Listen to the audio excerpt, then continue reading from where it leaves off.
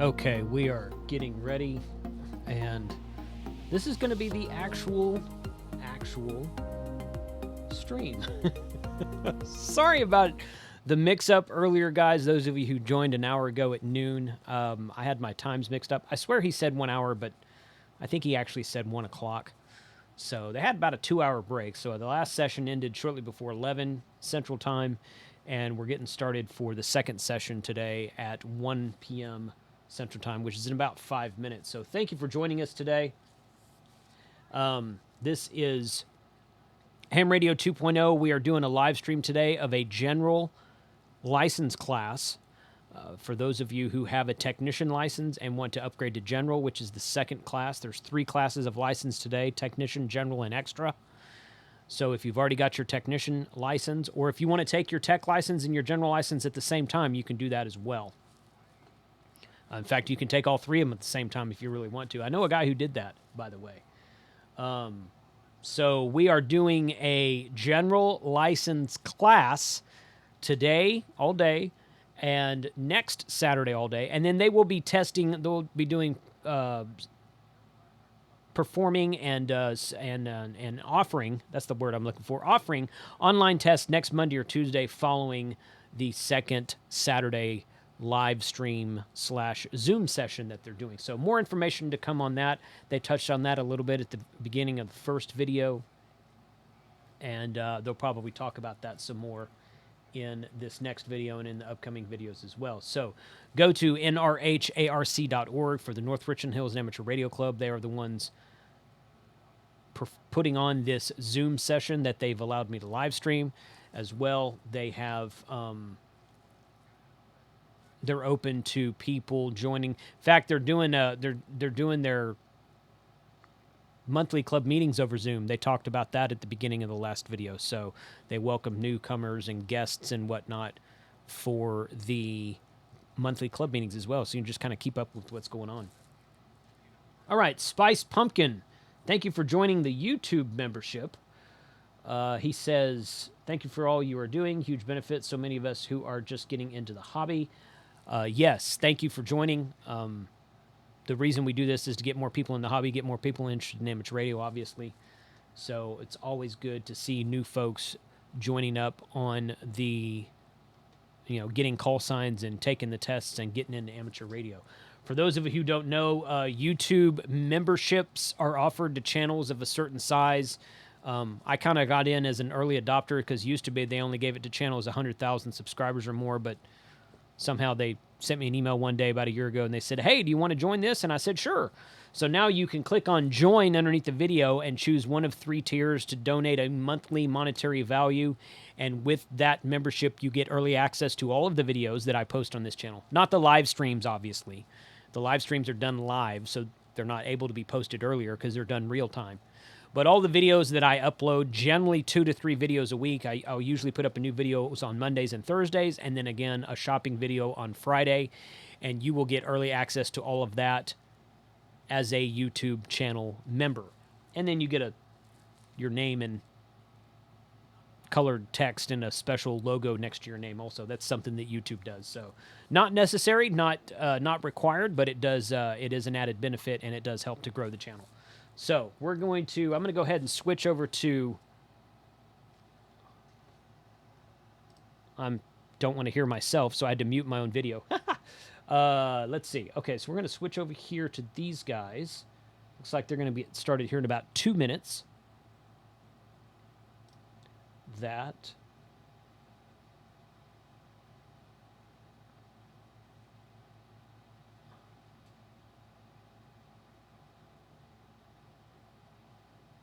Oh, Ireland. Hey, Nikki, thanks for joining us. That's great, joining us from Ireland.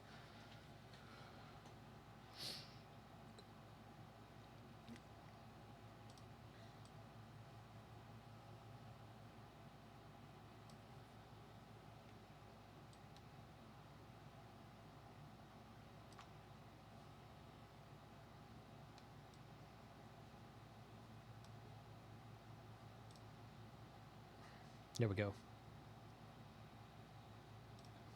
Whatever, Yeah. zip tie it to it, and if they say anything, it's a flagpole. Flagpole, yep.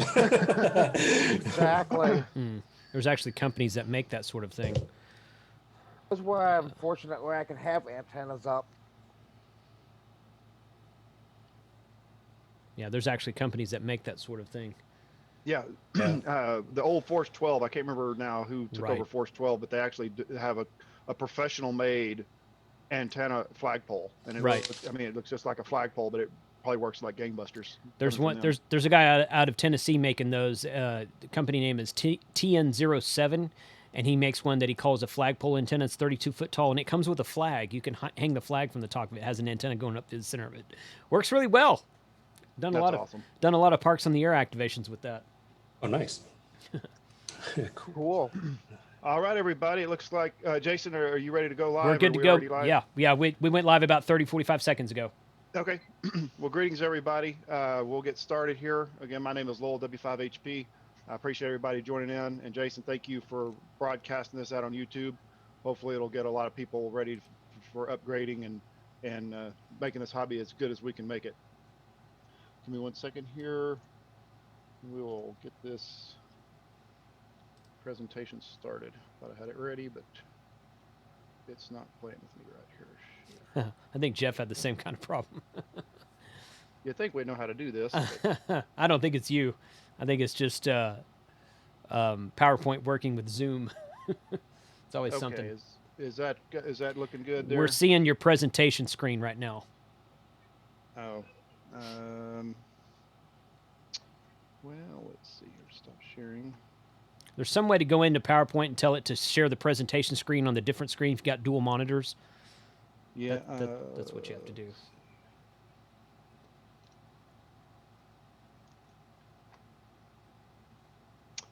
Well, why can't it work the way you want it to? It's Microsoft. What do you expect? Yeah, there you go. Yeah.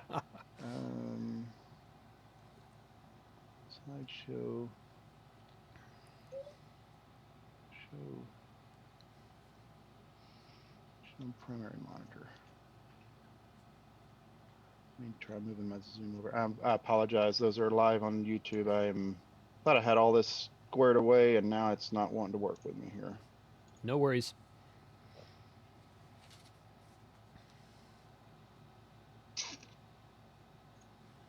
Okay. Slideshow.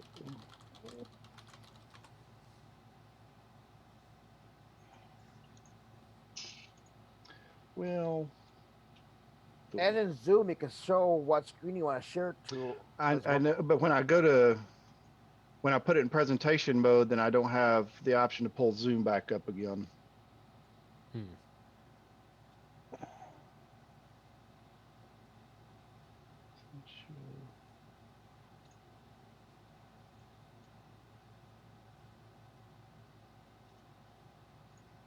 Well, hopefully I can get this going here in a second. Again, my apologies. I thought I had all this. No worries. Yeah, it's all right. Not a big deal. Well, let's see if I can do this. My goodness. Sorry, guys. Yeah, bless you. Zoom tight. Spice Pumpkin, you'll be able to go back and rewatch that later. I would just start from here of what I would do. That looks pretty good, Lowell. Yeah, it looks good. Okay. All right. There we go. Now let's see if I can. My problem is it's on the wrong screen, so I'm going to be looking off to the side here. Let me see if I can drag it over. Can y'all still see that? Yep.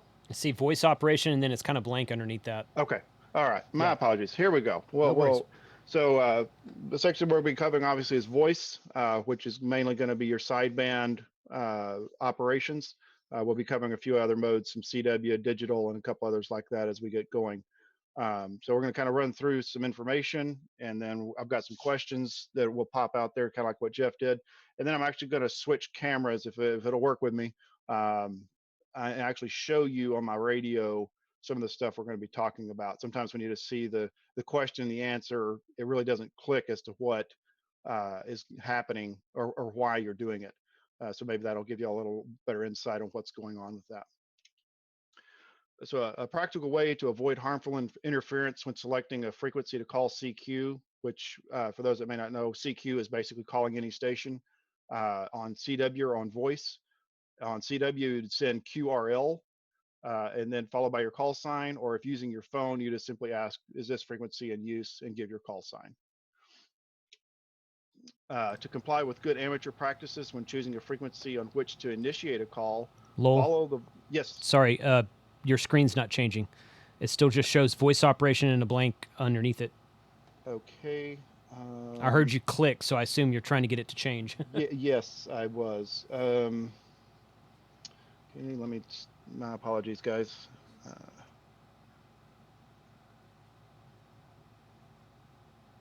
It's definitely a different animal to try to get it to work with Zoom.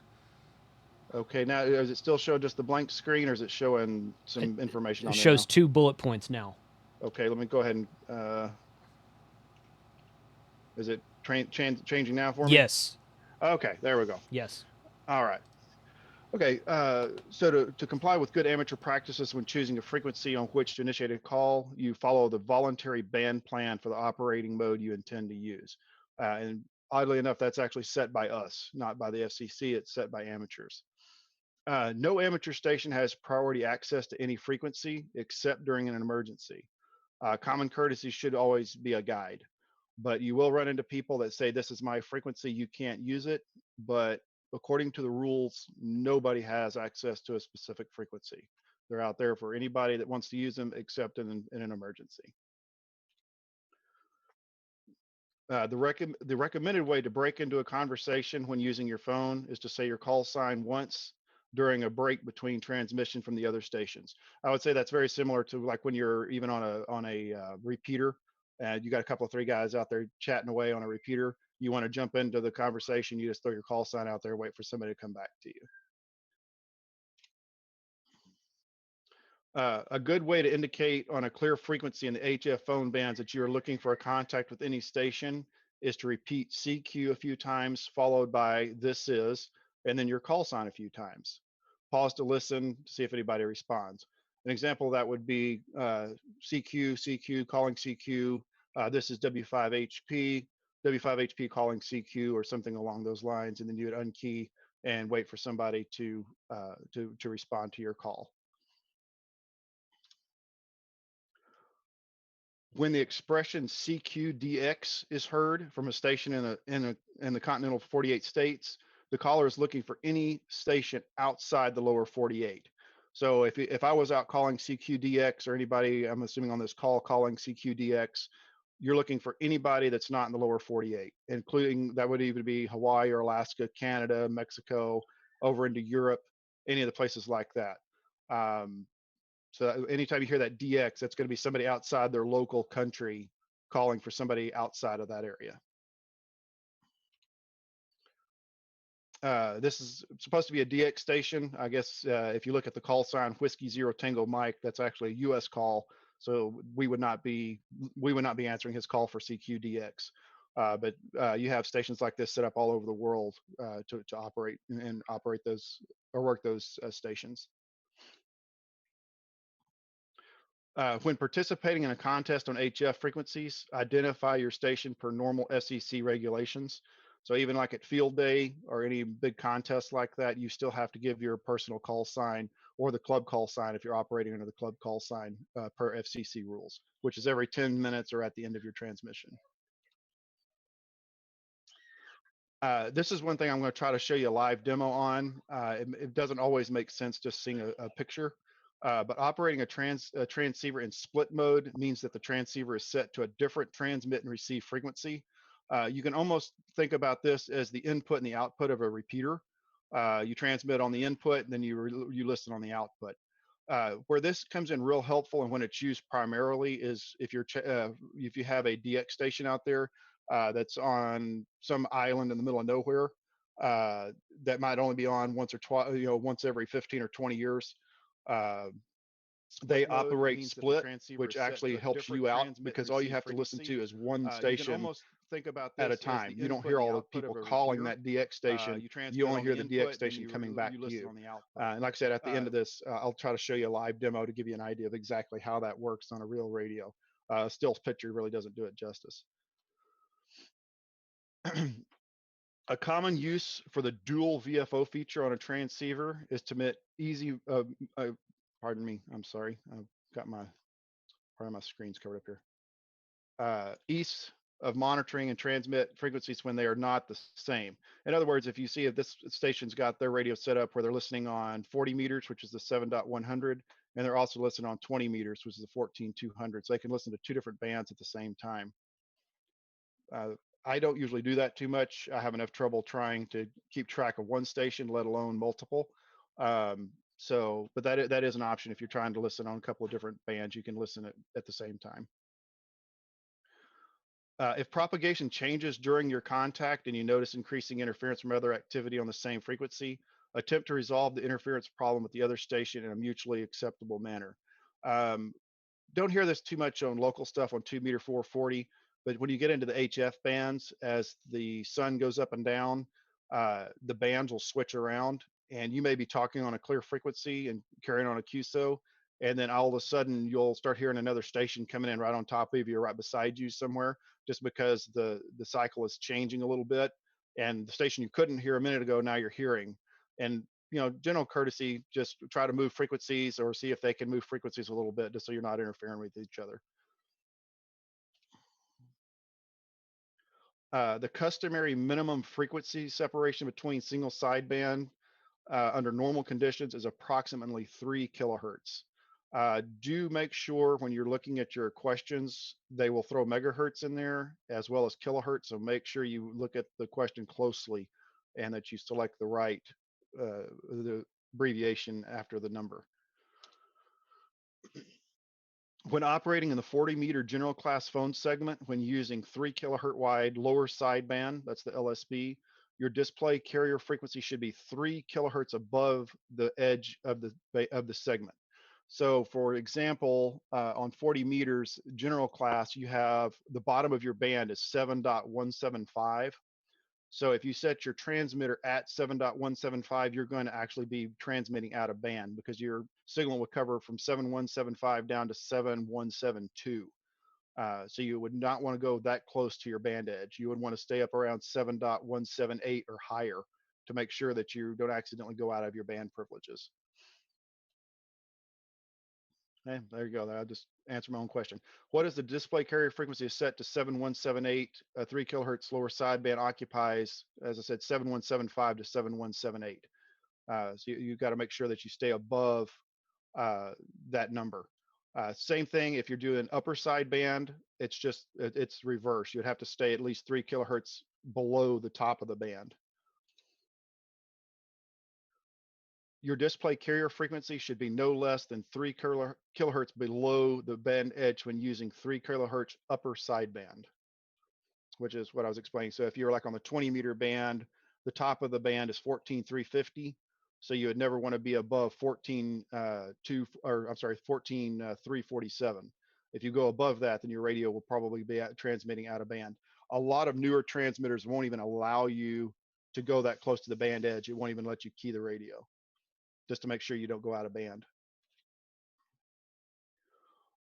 With the display carrier frequency set to 14,347, a 3 kilohertz upper sideband signal occupies the 14,347 to 14,350.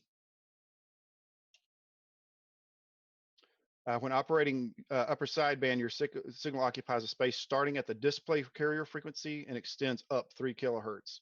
And like I said, for the lower sideband, it's the exact opposite. It would be down 3 kilohertz from whatever's displayed on your radio.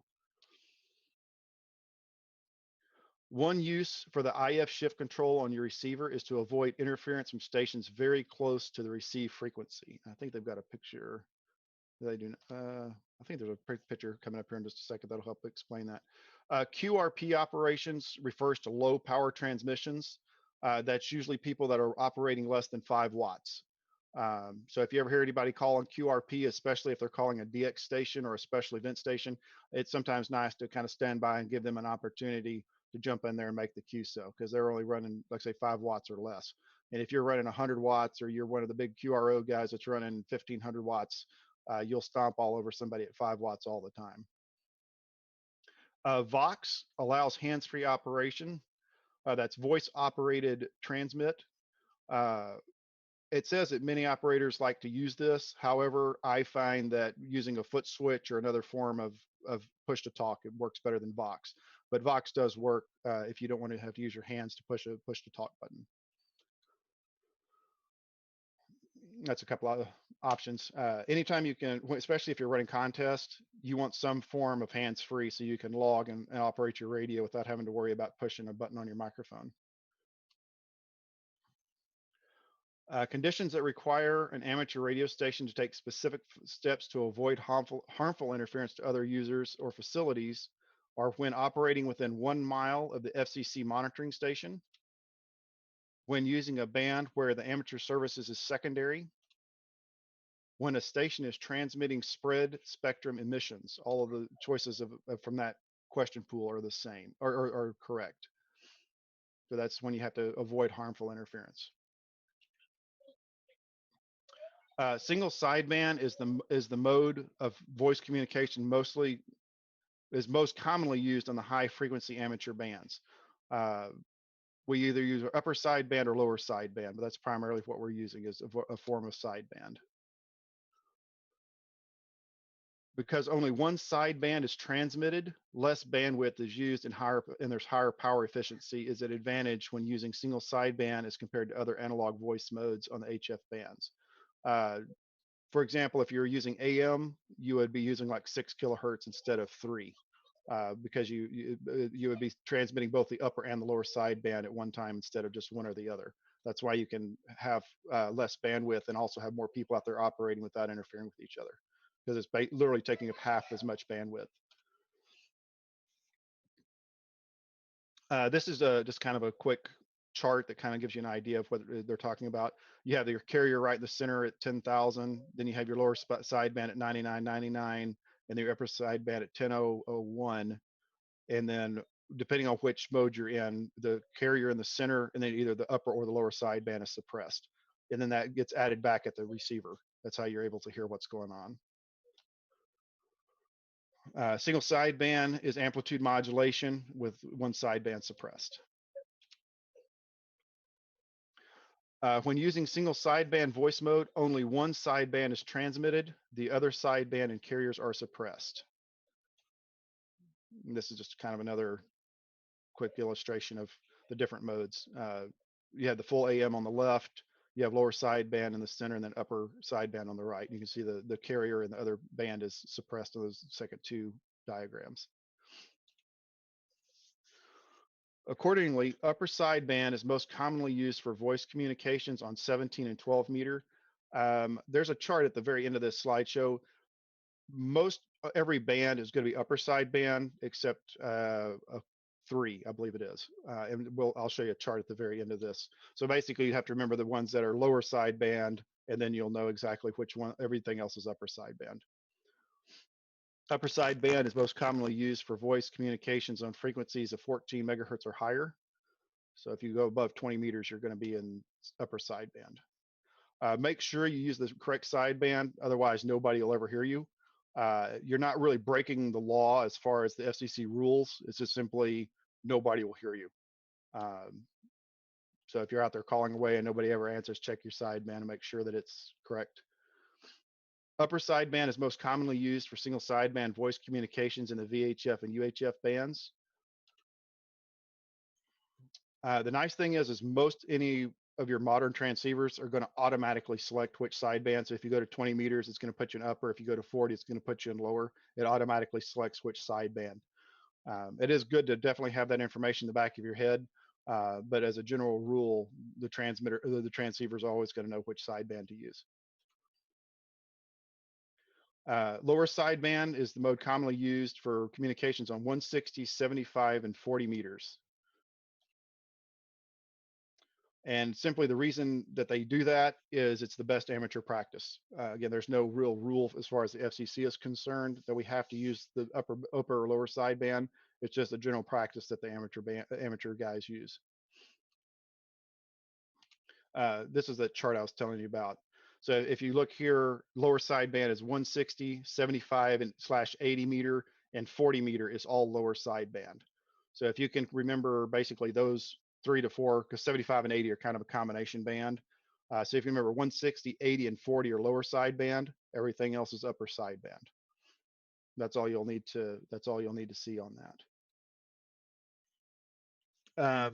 This is probably one of my big pet peeves is using proper alphabet, the phonetical alphabet. You will hear people using Germany and Italy and Japan and all that, and it works. However, it can be very confusing the first few times you're out on HF and you're hearing somebody calling Japan, and you think all of a sudden you're thinking, oh my, I'm hearing a Japan station coming in, but you're not. You're just hearing somebody's call sign and they're not using standard phonetics. And the Alpha, Bravo, Charlie, Delta, the ones that are highlighted there are the ones you'll need to know for the question, are examples of the NATO phonetical alphabet. Okay, I'm going to, hopefully I can get my screen share to work again, but I'm going to step away from my presentation for just a minute. And I'm going to switch cameras and show y'all quick. Okay, so this is my radio. And what I was going to show you primarily is when you're running split mode. As you can see right now, my radio is at 14.245. If I key up the radio, which I'm going into a dummy load, so we don't have to worry about doing anything we're not supposed to be doing, you can see I'm on 14.245. If I go to split mode, if you can see, hopefully you can see this right here, you can see I'm at 14.252 on my VFOB. So now when I key the radio, I'm actually transmitting on 14.252, and then when I untransmit, I'm still listening on 14.245. Where that comes into play is if you're chasing a DX station and they're saying I'm up 5 to 10, I'm up 5 to 10. This is what they're meaning, that they're running a split mode. You're going to always hear them transmitting on this frequency at 14.250, or pardon me, 14.245. But if you'll notice at 14.252, I'm up in that 5 to 10 split. So I'm going to continually keep calling on that one frequency until hopefully they come back to me and they work me. So that's the big key of working split operations. Any questions Is that on how that automatically works? done on that 7300? No, ma'am. I've got right here. I've got a split button that I can turn off and turn on. And then what I do is I switch modes. So right now I'm on VFOB right here. Right. And this is going to be the frequency I'm going to be transmitting on. So I can set this where I want to transmit, and then I'll switch back over to VFO-A. And that's where that person's listening. Then I simply hit the split button, and that'll every time I key, it'll switch back over to that split frequency. That's what I wanted to know. Yeah, because we have 7300 up here and something else. I'm going to be using quite a bit of that. Okay, yeah, a lot of the DXpeditions, that's where you're going to run into the split modes a lot is during your DXpeditions. Okay, now. All right, thank you. You're welcome. So now I'm going to try to get this presentation going back again. Hopefully I didn't lose anything on this.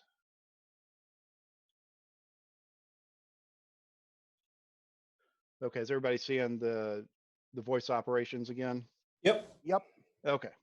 All right, now we kind of overviewed everything. Now we'll try to go through and do the questions, and anybody jump in and answer as you feel free. Are you going to change your camera? Yes, I can change that camera back over so you're not just seeing my, let's see.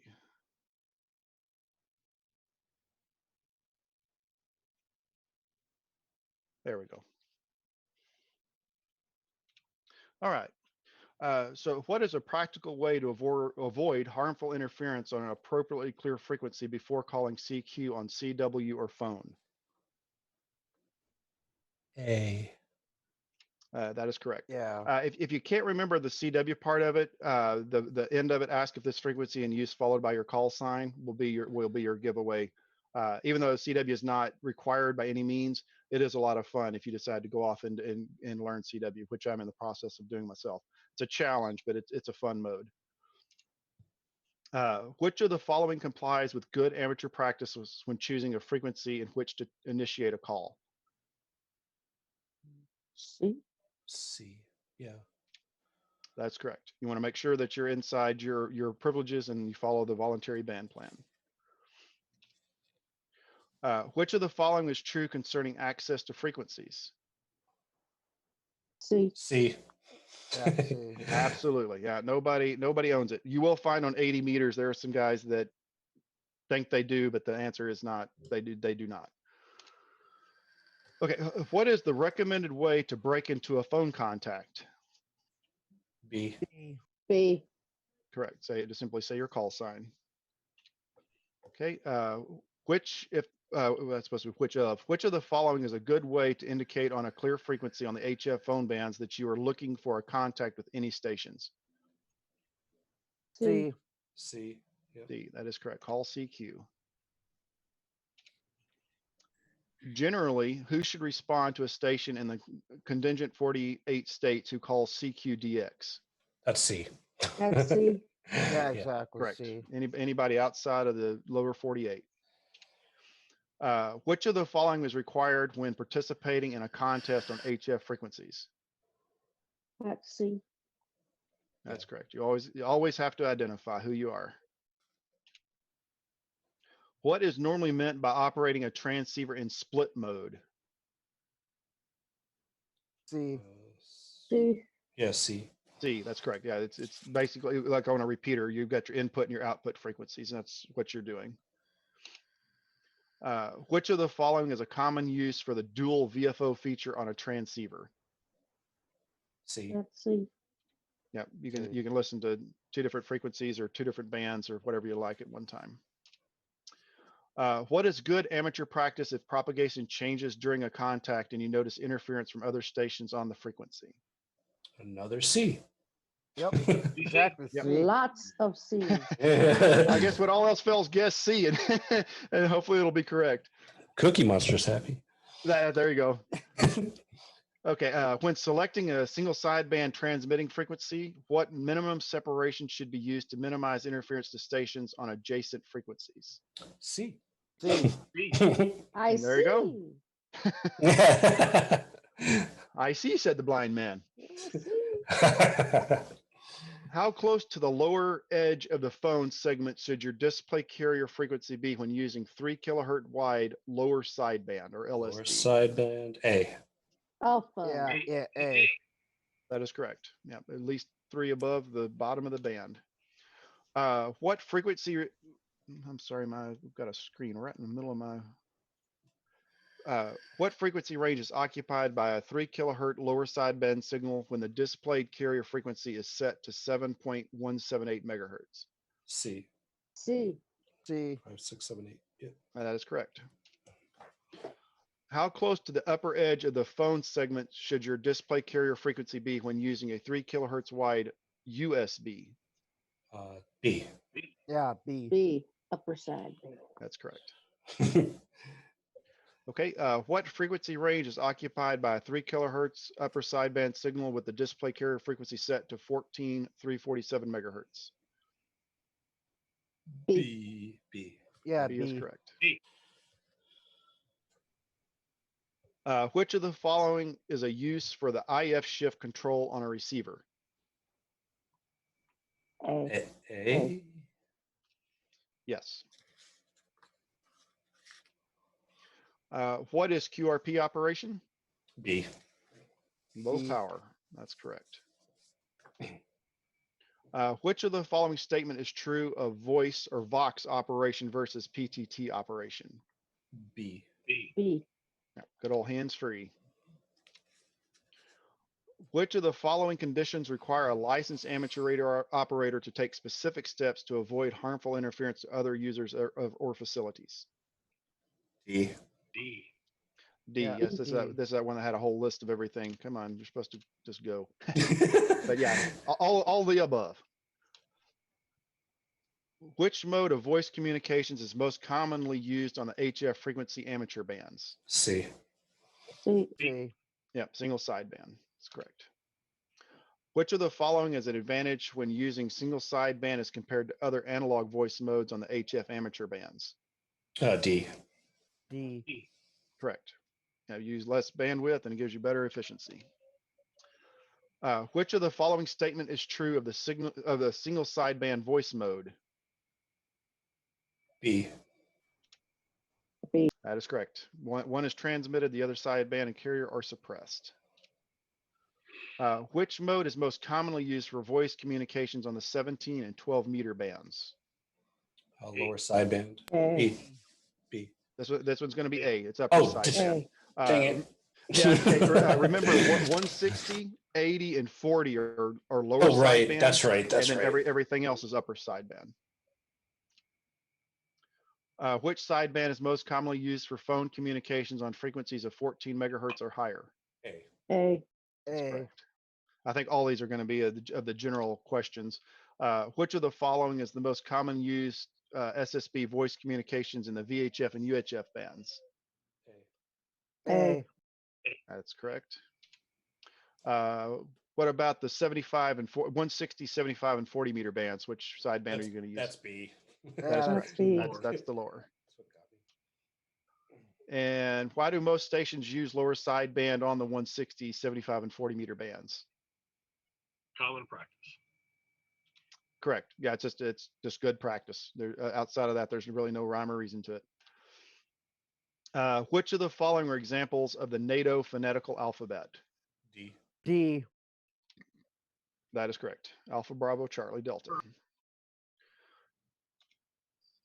All right, that is our quick run over of all the voice side of things. Any questions? No. Nope. All right.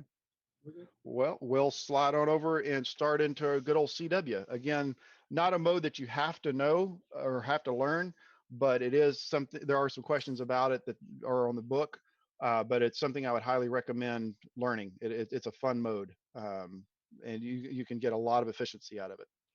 So we're gonna I run did through that kind of when I had technician. very good. Yeah. Yeah, I jump did 5 out there words and per minute. I had a quick That's what I question. had to do. yes, there was a question. Yeah, I learned. I did 20 words a minute in the Navy, copying Morse. But I never transmitted. What kind of keyer would you recommend for somebody just starting out? I see. I've seen the lambic keyers. I just have a simple set of paddles. I don't really know modes or I should say brands and different types very well. I just have just a general basic set of paddles is what I have. And more times than not, I'm using my keyboard or my pre-programs on my radio. Okay, send. cool. Teardrop. Thanks. You're welcome. And I'm going to try to do the same thing here and kind of show y'all because we're going to talk a little bit about like full break-in and a couple other things. And I'm going to try to show you on my radio exactly what it's talking about, just again to give you a little better idea instead of just a still picture on the screen. Awesome. Okay, so let's jump into good old CW. When selecting a CW transmitting frequency, 150 to 500 hertz is the minimum frequency separation you should allow in order to minimize interference to stations on adjacent frequencies. So make sure again that you watch your abbreviations because sometimes they'll throw even kilohertz or megahertz in there again. But when you're talking CW, it's a tiny, tiny signal. Takes a very little bandwidth, so it's always going to be working in hertz and nothing any bigger than that. So just keep a eye out for those abbreviations. The term zero beat in CW operations means matching your transmit frequency to the frequency of the received signal. Again, you're talking a signal that's 150, 200 hertz wide. So you want to be as dead on the money as you can get. So if you're at, say, 14.041.5 and he's at 14.014.7, it may be hard to copy them. I mean, that's how tight you have to be on being right on top of the frequency. But the zero beat means that you're matching it right on their frequency. The best speed to use when answering CQ in Morse code is the speed at which the CW or the CQ was sent. Morse code is rated in words per minute. Usually 5 is starting out back in the day when you had no code up to about 20. But you'll find guys out there screaming at 30 or 40 words a minute. So whatever speed at which the person is sending the CQ is sending at, that's what you want to answer, because more than likely that's what they're going to be feel comfortable copying at. So if they're out there, banging at 10 words a minute and you answer them at 30 words a minute, they're probably not going to be able to understand what you're saying, just simply because their CW skills may not be able to copy that fast. So that's going to assuming be you can. Correct, assuming you can send that fast. Okay, when sending CW, a C added to the RST report means chirpy or unstable. I think it's got one more. Yeah, so you have an RST signal report that you receive. It's usually like a 5, like in voice it'd be like a 5.9. You're good and copied, easy to hear. But with CW, you're going to have an RST, and the C or the RST is readable signal strength tone. But if you get a C added to the RST report, it means you're chirpy or unstable, and a lot of that will depend on your band conditions. These are just a few things to give you kind of an idea of what that are as far as the readability. You don't really have to know these. Just going to throw them up there right quick, just to give you kind of an idea of what they're looking for. So if you get a 599 signal report on CW, that means you had an awesome signal. That's basically what that's running down. We do have a few Q codes that they do in CW. Thankfully, not too many, but there are a few Q signals out there you'll need to know. If a CW station sends QRS, it means send slower. You're going too fast. I can't copy you. The Q signal QRL means you're busy, or it could be a question, or it can be, are you busy, or is this frequency in use? So it's got kind of a dual meaning. QRL is, are you busy, or is this frequency in use? The signal QRN means I'm troubled by static. The Q signal QRV means I'm ready to receive your message. QSL, just like it does on voice, it means I copy or I acknowledge your receipt. Always begin with the Q. I think, yeah, let me just click through these. It's going to show you there's a bunch of Q signals in here, but thankfully those are the only ones you need to worry about. QRS, QRL, QRN, QRV, and QSL. Those are the only 5 that you have to worry about for the test. Okay. When a CW operator sends KN at the end of a transmission, it means the operator is listening only for a specific station or stations. So the KN is basically W5HP is calling such and such station KN. Call a pro sign, and it's only used in Morse code. AR is the pro sign that is sent to indicate the end of a formal message when using CW. The purpose of an electronic keyer, for example, is automatic to generate a string of dits and DAWs for CW operation. And there's a set of paddles, and looks like a really old CW generator on the right there. I've never personally seen one of those quite that way myself. When using full break-in, QSK, the transmitting station can receive between code characters and elements. And I will show you all a live demonstration of that to give you a better idea of what's going on there.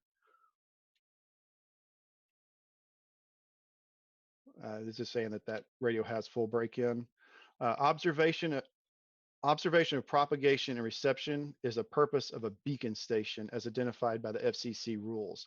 I think it's good. Yeah, basically this is a map, and you can go to a specific set of frequencies and listen on that frequency. And then if you're able to copy that beacon station, for example, if you want to get into, say, South Africa, you have that ZS6DN. If you're able to copy that station, that beacon, there's a good chance propagation into South Africa is there, and you could probably make contact with South Africa. So that's what the beacon station are. They just sit there and send out a tone or code, just so you can listen for propagation and see if you might be able to make contact in that part of the country or part of the world. They are 100 watts PEP is the maximum power for a beacon station. One of the conditions with which beacon stations must comply is that there must be no more than one beacon signal in the same band from a single location. So you might have, you can have them in different bands like 20 meters, 80 meters, 40 meters, but you can have 2 or 3 stations in one location all on 20 meters. And that's a kind of a breakdown of some of the different beacon stations that are out there.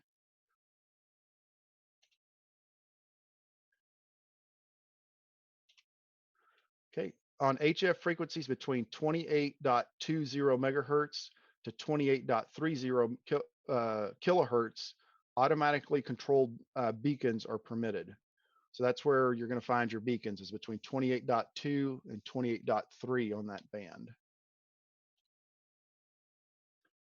An advantage of selecting the opposite or reverse sideband when receiving CW signals on a typical HF transceiver is that it may be possible to reduce or eliminate interference from other stations. So just like you have upper sideband and lower sideband for voice, you have the same on CW.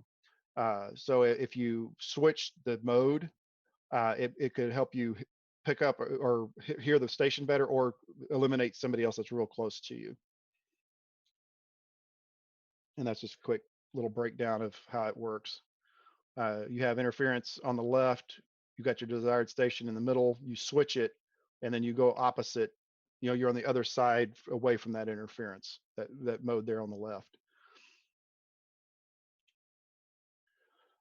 It is good to match receive bandwidth to the bandwidth of the operating mode, because it results in the best signal to noise ratio. So if they're on lower sideband CW, you would also want to be on lower sideband CW as well.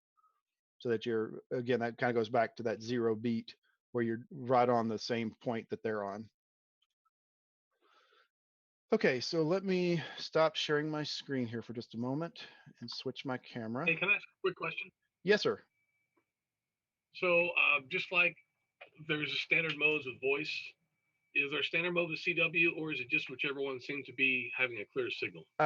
More times than not, I believe it's the upper side, but so just your standard upper sideband is the normal, but wherever you're hearing the signal the best is your best option. Okay, thanks. You're welcome. So now again, I'm going into a dummy load, so you're not going to be able to hear any other stations. I'm not going to hear. I'm going to try to swing my camera around here a little bit, and here's my paddles. So the way the paddles are normally set up, oops, there we go. You have on your right side, let me turn my volume up here so y'all can hear what I'm doing. You have your dits, and on the right side, on your left side, you have your DAWs.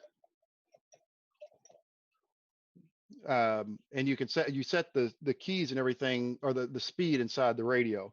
So if I sit here and hold this one down, it just hits a bunch of dits. If I hold the left one down, it just hits a bunch of DAWs, and then you key it however you need. So now we're going to come back over here to the radio for a minute. And if you noticed, when I'm keying this, if you see the little transmit light right here, it's going to turn white. And the whole time I'm sending information, you see it staying in transmit mode. So this is what they refer to as partial break-in. So the radio just stays in transmit mode until I stop sending anything. If I go into full break-in, if you'll watch and listen, you'll actually hear the radio. You can watch this little red light. This will go red and green in between transmit and receive. If you'll watch, you see how it's flashing. You can't even hardly tell it's flashing, but if you see this transmit light here, you can see it's going in and out in between every dit and DAW. That's full break-in. So while I'm sitting here sending a signal, calling somebody, they can come back to me at the same time, and I can actually hear them talking back to me at the same time I'm transmitting. Does that make sense?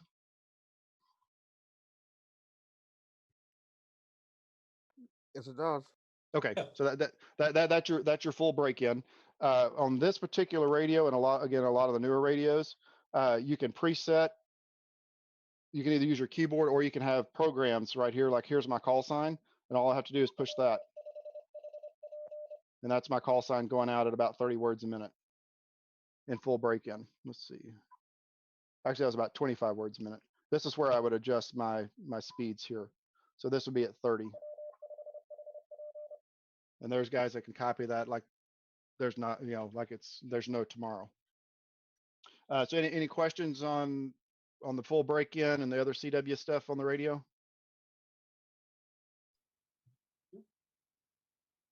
Okay. No. All right, let me switch back to my video here, and then we'll run through the questions.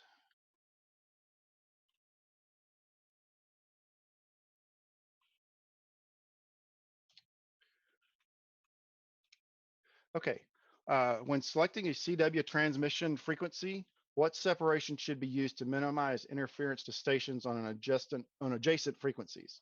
B. B. B. Correct. Yeah, and C and D, of course, are automatically out because it's got the kilohertz in front of it. What does the term zero beat mean in CW operation? A. D. D. D. D. You want to be right on the exact frequency that the person sending their signal is, because again, your bandwidth is very narrow, so you want to be right on top of them as close as possible. What is the best speed to use when answering a CQ in Morse code? B. That's right. How to read it. How fast you can copy, but no faster than the CQ. When sending CW, what does a C mean when added to the RST report? A. Chirpy. That's correct. What should you do if a CW station sends QRS? A. A. Yeah, A. you're going too fast. Slow it down. What does the Q signal QRL mean? D. D. D. Yeah, D. That's correct. The QRL is this frequency in use or are you busy? The Q signal QRN, what does that mean? D. D. D, that's correct. D. You won't need it probably on this one, but you might remember QRM. And the best way I remember to tell everybody, QRM, as in Mike, is man-made noise, and the QRN Nancy is atmospheric noise. So anytime you see that QRN, it's always going to be static or atmospheric noise. How about QRV? D. D. D. It's D. You're ready to receive a message. QSL? Acknowledge C. and receive. C. C. That's right. I've got a copy on you. Okay. What does it mean when a CW operator sends KN at the end of a transmission? C. Yeah, that's correct. C. Listening for a specific person or persons. What does a pro sound? What pro sound is sent to indicate the end of a formal message when using CW? C. C. AR. Yeah, nope, C. it's AR. I was when I missed that one myself. I was saying KN, but you're right. It's AR. That's the end of a formal message. What is the purpose of an electronic keyer? B. That's right. D. It generates the strings of dits and dots for you. Which of the following describes full break-in telegraphy QSK? D. D. D. Yes, the station can hear in between the codes as it's sent. Remember, my radio was literally flipping between transmit and receive almost instantaneously. Which of the following is the purpose of a beacon station as identified in the FCC rules? A. That's correct. You're looking to A. see if that country might be Propagation. accessible on the HF bands.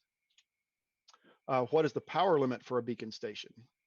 A. C. Oh no, C. C. C. Dang it. That's correct. Yeah, 100 watts. DEP. With which of the following conditions must beacon stations comply? D. D. Correct. Yeah, D. There can only be one on a per band from the same location. What HF frequencies are automatically controlled beacons permitted? D. D. Yeah, D. Yep, that was at 28.2 to 28.3. What is one advantage of selecting the opposite or reverse sideband when receiving CW signals on a typical HF transceiver?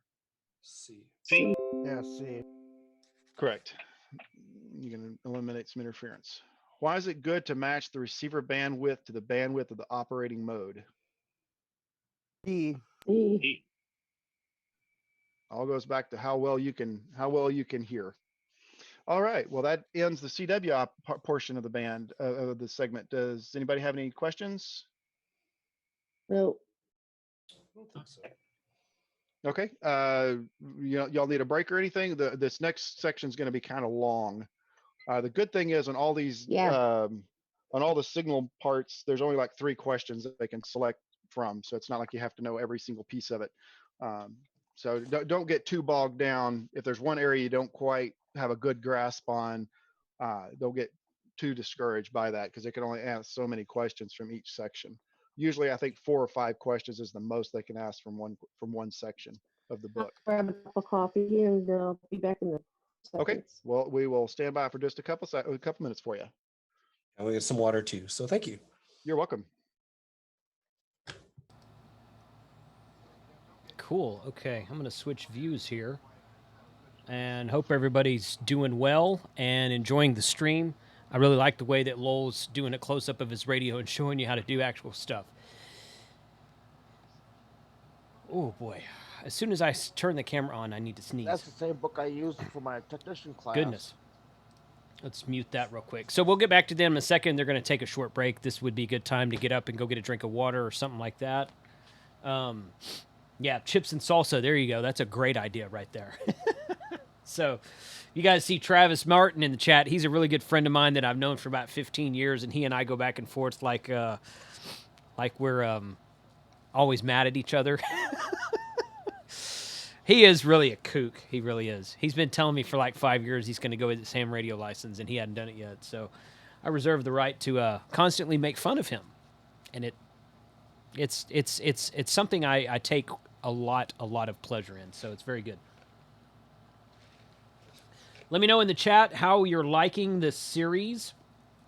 If you're finding value in it, if you are, if you have any questions you want me to relay to the guy who's teaching, Lowell is his name today. Feel free to post those in the chat. Welcome to those folks who are joining us from Facebook and Twitch as well. So, yeah, so this is just a break time. Said he was going to take a couple of minutes, and we'll get started here in a second.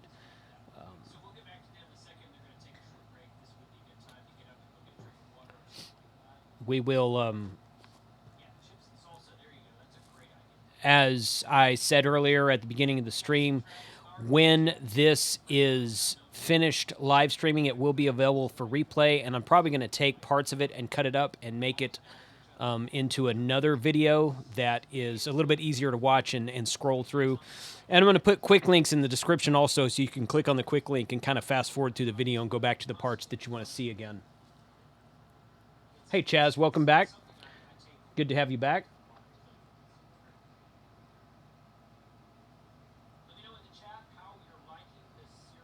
GF Dent 917, thank you for being here. Really appreciate you guys.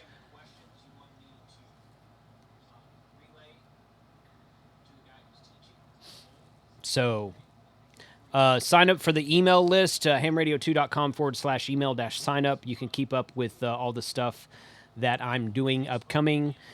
At the beginning of this session, I mentioned the fact that we will probably be doing an extra class put on by this same club sometime in early 2021. We don't have any dates yet. They've got a gentleman who's willing to teach an extra class. I don't know if they have any curriculum put together or not. I don't know what their plan is, but they said it'll probably be after the holidays before that happens. So I will certainly be staying in contact with them and getting updated information about that class as soon as I have it. You could definitely replay this later. Yes. Live streams on YouTube always replay. I mean, you can, I can, as the streamer, I can go in there and turn it off if I want to, but I've never done that. I always let my live streams replay on the channel.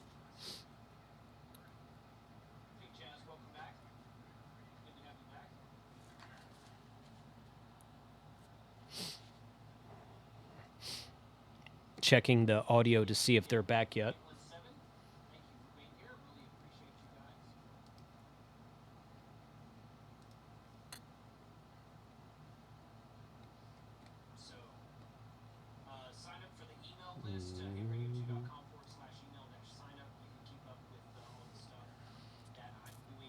K5YI.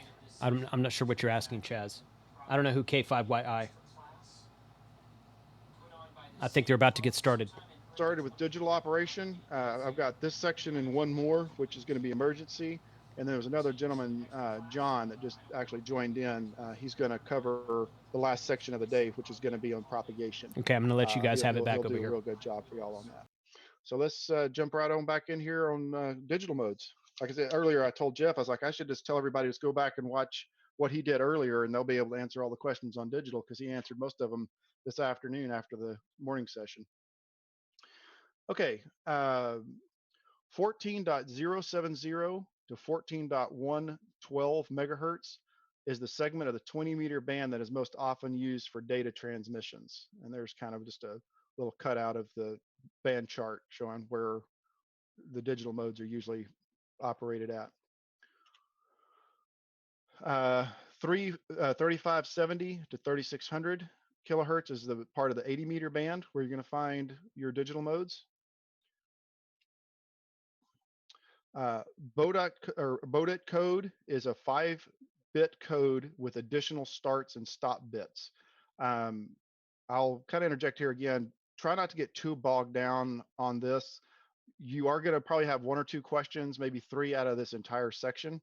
So if you're not 100% confident on all these numbers and different modes, please don't let it discourage you. You'll probably do just fine, because there's a lot of this stuff, especially in this section, is the answer is it is what it is. There's, at least for me, there's really no good explanation to why 3570, 3600. That's just where they selected to drop in the digital modes. 170 hertz is the most common frequency shift for RTTY, or I will call it RTTY. It's RTTY. That stands for radio teletype. But most hams you'll hear refer to this as RTTY. So 170 hertz is the most common frequency shift for RTTY emissions in the HF bands. Mark and space define the 2 separate frequencies of a frequency shift keyed FSK signal. And I'm sure y'all have recognized, but the part that's bolded is the part that's the actual answer to the question that you'll be looking for. So the mark and space and the frequency shift keying is going to be your answer to that GB C11 when we get actually into the questions in a few minutes. Lower sideband is the mode normally used when sending a RTTY signal via AFSK with an SSB transmitter. So your lower sideband and RTTY signals is what you're going to use primarily as lower sideband. If you cannot decode RTTY or other FSK signals, even though it is apparently tuned in properly, one of these is probably the issue. The mark and space frequency may be reversed. You may have selected the wrong baud rate. You may be listening on the wrong sideband. All of those are correct. So if you're hearing the RTTY, but it's not decoding, you need to check all your settings, the mark and space, the baud rate, and also the sideband. Me personally, I have run very little RTTY to none, so I really don't understand exactly how it works, other than just the questions and answers are what they've got in the book. There's so many modes in radio, it's hard to keep them all straight. The standard sideband used to generate JT65, JT9, or FT8 digital modes when using AFSK in any amateur band is upper sideband. So more than times than not, when you're running any of the digital modes outside of RTTY, you're going to probably be using the upper sideband.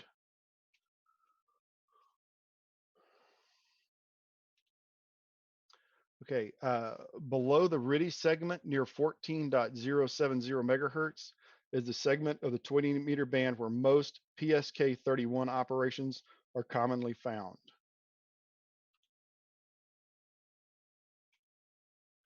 So 14070, you find that right in the middle of the code part of the band.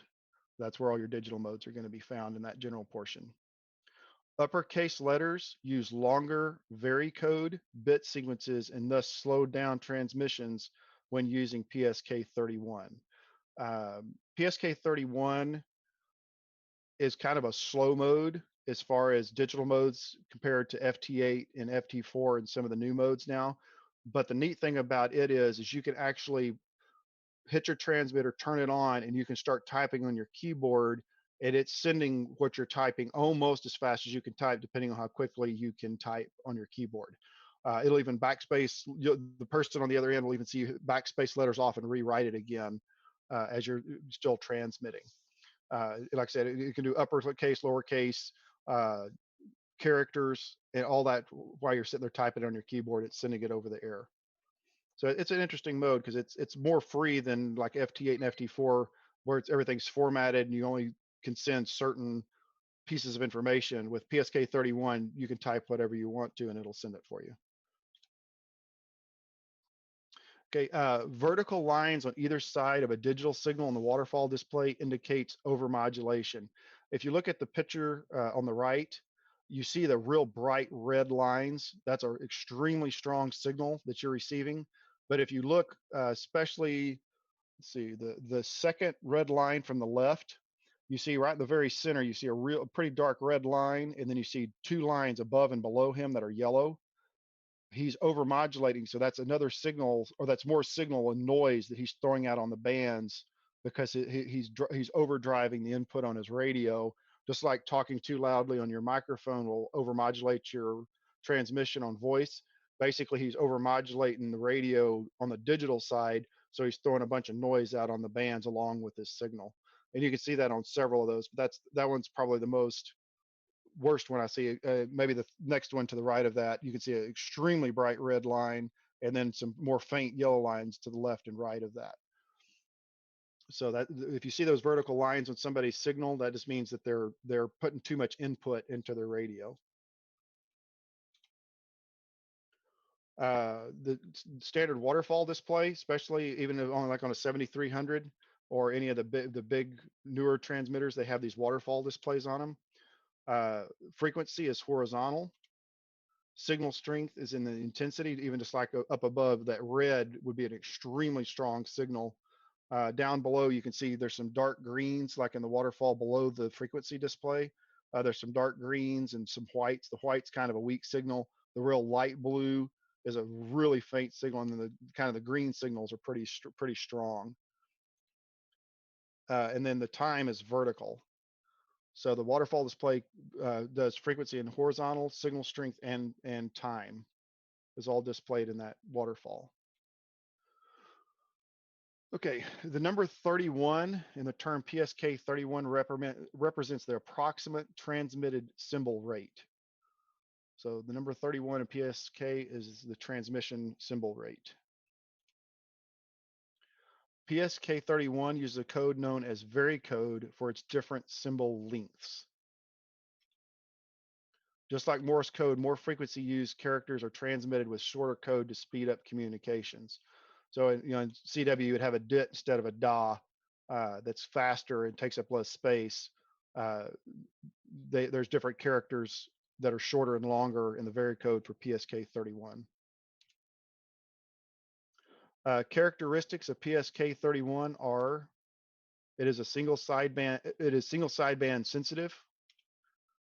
It is its encoding provides error correction.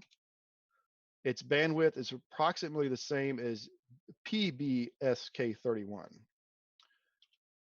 And all those choices are correct. So you have a QPSK31 and a PBSK31. And it's saying that the QPSK31 are all of those things. Creating FSK signals, which FSK, I don't remember if I haven't seen it pop up on this part of the slide. It may be later on in your book, FSK is frequency shift keying is what the FSK stands for. And it's done by changing an oscillator frequency directly with a digital control signal. That little signal link USB is probably one of the best interfaces, in my opinion, you can buy. Basically, that's a external sound card that hooks up via USB to your radio or to your computer, and then it logs into the back of your radio and it provides the tones from the computer into the signal link and then sends that into your radio.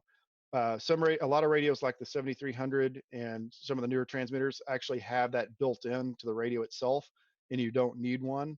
But for some of your older radios or the ones that don't have it, that's a good option to help you with all these digital modes is one of those signal links. The relationship between transmitted symbol and bandwidth is a higher symbol rates requires wider bandwidth. So the more symbol rate you're putting out there, the more bandwidth you're taking up. That's one of the reasons you don't want to be overdriving or overmodulating your signal, because you're putting a lot of extra noise out on the band and the waterfall, keeping other people from being able to communicate. If you're going to send fast, you'll need to go to higher bands that will permit the faster sending speed and wider bandwidth. 300 baud is the maximum symbol rate permitted for RTTY or data emissions transmitted at frequencies below 28 megahertz. So basically anything below 10 meters, you're allowed 300 baud is the maximum you can transmit at. 300 baud is the maximum signal rate permitted for RTTY on data emissions transmitted on the 20-meter band. 1200 baud is the maximum signal rate permitted for RTTY on data emissions transmitted on the 10-meter band. So you ever want to make sure you watch your bands there. 1200 on 10, 300 on 20. 19.6 kilobaud is the maximum symbol rate permitted for RTTY or data emission transmissions on the 2-meter band. So you're getting, as you're going higher, you're actually getting more speed. 56 kilobaud is the maximum symbol rate permitted for RTTY or data transmissions transmitted on 1.25 meters or the 70 centimeter band. Recap of the maximum RTTY speeds. So 160 to 12 meters is 300 baud. 10 meter is 1200 baud. 6 and 2 is the 19.6. 100, 1.25 and 70 centimeter, or 1.25 and 70 is 56,000, and then 33 and higher is not specified. So I guess you can go as high as you want to on 33 centimeters and higher. Always bringing back memories of old modems, huh? Exactly. Yeah. Yeah. Back in the day, 56K, you thought you were rocking. Now, if you're back not in at the day, where 56K was rocking, you know, you had 33, was it 33.6 or 32.6 was a mediocre, then 56K was crazy. Yeah. Now, if you're not at 19.6, what's that? slower speed, sorry. 19.6 was a standard slower speed, and 56 came out, and boy, that was rocking. Yeah, now if you're not like 150 to 200 megs per second, you're considered slow. Yeah. Yep. Okay, the header is the part of the data packet that contains the routing and handling of information. Almost like I'd almost say almost like an address. The header is going to contain all the information to know where to send it, to send the information. Anywhere in the 6 meter or shorter wavelength bands and in the limited segment of some of the HF bands may automatically controlled stations transmit RTTY or data emissions, communicate with other automatically controlled digital stations. So if you're going to do automatically controlled digital stations, it has to be in the 6 meter band or shorter wavelengths. A requirement to conduct communications with a digital station operating under automatic control outside the automatic control segments is that the station initiating the contact must be under local or remote control. There's always got to be somebody at the control point. You can never not have a control operator on any amateur bands. Publicity documents documenting the technical characteristics of a protocol must be done before using a new digital protocol on the air. The use of encryption is contrary to the very nature of amateur radio. We can't encrypt anything, and we're all wide open. Anybody can listen to anything they want to. Those of you that have done computers a lot may see that connector as a DB9 connector, but its original was the DE9, and that's what they're looking for on the test. So if you see that little 9-pin connector, that's a Delta Echo 9, not a Delta Bravo 9 connector. Not sure why they switched the name of it, but they like to play with us sometimes like that. An RCA phono connector is commonly used for audio signals in amateur radio stations. Back in the day of CD players and tape players and your old turntables and all that, you saw your red, white, sometimes yellow if you were doing video cables. Those are all considered RCA phono connectors. And so a lot of times you'll see those go in between like a radio and an amplifier as the keyer to key up the amplifier. And things along those lines is what you're going to see those used for in amateur radio. It is important to know the duty cycle of the data mode you are using when transmitting, because some modes have high duty cycles, which could exceed the transmitter average power rating. What this is saying is a mode like FT8, even CW, some of those can be what they refer to as full duty cycle, meaning your transmitter is on and working its guts out the whole time you're transmitting. And if you keep the radio and transmit too long, you can actually burn up your finals on your radio. So you have to kind of watch. So on your higher duty cycles, me personally, if I'm running like PSK or FT8 or something like that, I won't go above about 35 or 40 watts output power, even though my radio will do 100, just because it's so much power and the duty cycle is so high. Just to protect the radio, I just won't go above about 40 watts. On sideband, I'll run it full tilt, 100 watts, no problem. But you get into those higher digital modes, you want to probably roll your power back on them, just protect your equipment. WinLink is a communication system that can use the internet to transfer messages.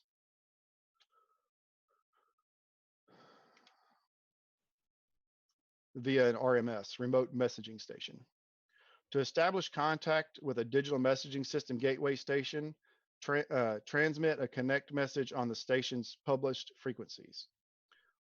This is something I've never really done with WinLink. I know you can send emails and things along those lines. Me personally, I've never done it, so I'm not real familiar with that operation. Joining an existing contact using PACTOR is not possible due to connections are limited to 2 stations only. Again, these are just different digital protocols, a lot of which I've never used. Some of your computer, yes. PACTOR is a point-to-point communication system. It's really pretty slow. It has error corrections, and it automatically sends a request to retransmit. So because of those protocols, it's 2 stations only.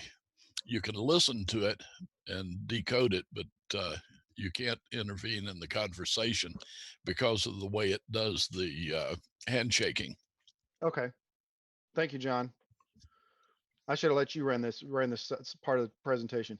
You probably answer these questions much better than I can. I just thought I would interject a thank you. Go ahead.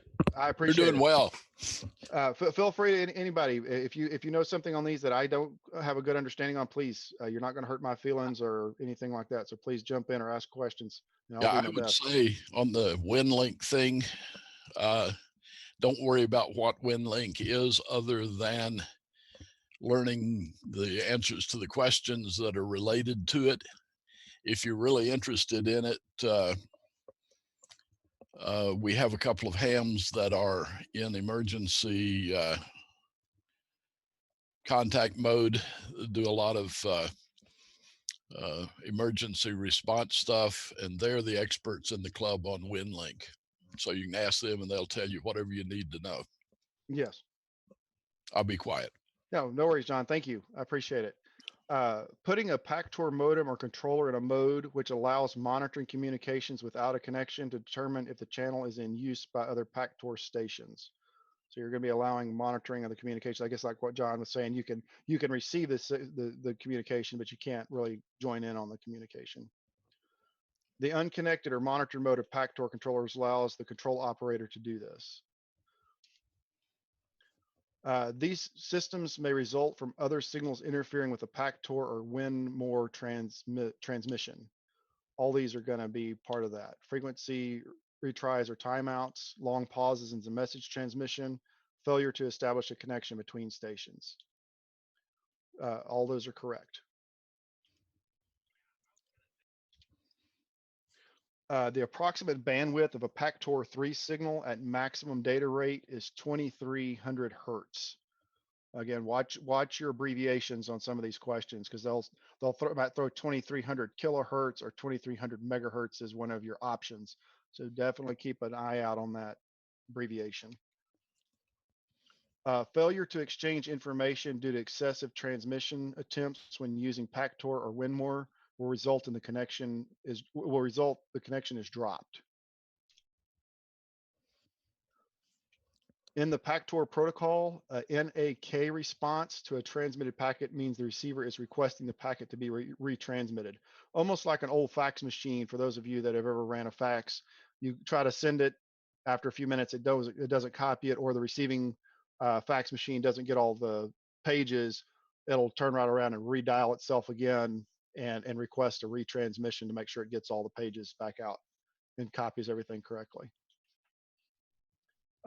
Forward error correction, or FEC, allows the receiver to correct errors in a received data packet by transmitting redundant information with the data.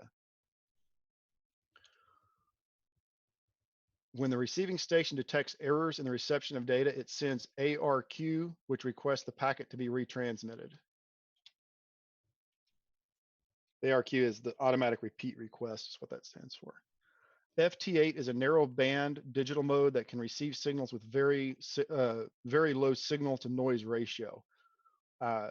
Basically with FT8, you can actually copy stations that you can't even hear, well below the noise floor. It can copy them. 8-tone frequency shift keying is the type of modulation used by FT8 digital modes. So there's 8 different tones that you would hear while listening to FT8 for your signals. Typical exchange limits to call signs, grid locators, and signal reports are characteristics of the FT8 mode in the WSJT family. Y'all were on the call this morning, and Jeff was actually doing a live demo of FT8, and you saw how it gave his call sign, his signal, or his grid square.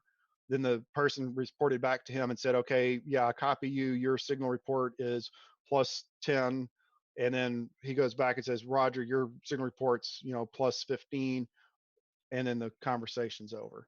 So everything is very limited on the FT8 mode. The fields are already preset and not customizable. WSJT is a computer program used for weak signal radio communications between amateur radio operators. A requirement when using FT8 digital mode is a computer time accurate within approximately 1 second. Because it's set to 15-second intervals, if your computer is not pretty much well zeroed out on your time, the person will start transmitting, and then your receiver will still be you'll still be transmitting while they're receiving, or vice versa if you're too far out of sync, because every 15 seconds is a transmit cycle and a receive cycle. So if you're more than 1 second out of that sync, they're at the 14-second mark when you start transmitting, and you won't ever copy the station. So you have to use some kind of computer software that'll basically zero out your time within milliseconds of the Greenwich time. Just a quick picture of what Jeff was showing y'all earlier of stations calling CQ. You can see a waterfall there. You can see the red colors are real strong signals. The green is probably, I can't quite make that out, it's kind of fuzzy. The green signals is probably somebody calling CQ, and then the red is a conversation going on in between two people. Yeah, the red is typically people calling you, and correct. You can see on the right side over there, 3 red and 3 red. Yeah, so that would be somebody responding back to somebody else calling CQ, or they're getting an exchange there, and that's on the, it looks like on the 6-meter band. The maximum PEP output allowed for spread spectrum transmission is 10 watts.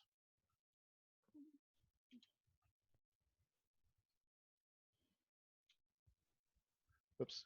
In no part of the 13-centimeter band may an amateur radio station communicate with non-licensed Wi-Fi stations. I think this is getting into some of where you're taking Wi-Fi devices and reprogramming them to work on your own HFs or on your own amateur devices. Or connect to the Internet. Say that again. I'm sorry. It also could be used to hook into the Internet. I'm not pronouncing the word correctly. There's a network for ham radio operators too that you can use the Wi-Fi for. Okay. Yeah, I apologize. I'm not familiar with that particular question, but just know in the 13-centimeter or 13-centimeter band, you can't do anything on the Wi-Fi or non-licensed Wi-Fi. On the 2.4 gigahertz band, amateurs share channels with the unlicensed Wi-Fi service. Okay, now we'll run through the questions. I know that's a lot of data. I wished I could give, like I said, some of that stuff, it is just what it is. This is the way they've got it set up probably for the last 100+ years. So we'll run through these and we'll go from there. If you've got any questions, please feel free to ask. Okay, which segment of the 20-meter band is most often used for digital transmissions, avoiding the DX propagation beacons? B. That's correct. At 1470 to 14112 is your digital. What about the 80-meter band, where your digital transmission is going to be there? A. Yeah, A. That's correct. 3570, 3600. Which of the following describes Baudet code or Baudet code, however you want to pronounce that? Bordeaux is the correct. It's French. Ah. Then it is C. There you go. 5-bit code with additional starts and stops. Used to work for a modem company back in the 90s. This is all bringing back nightmares. Sorry about that. Bordeaux code is the code that was generated by the old teletype machines back in the 40s and 50s. And as those machines became commercial surplus, hams got them on the air.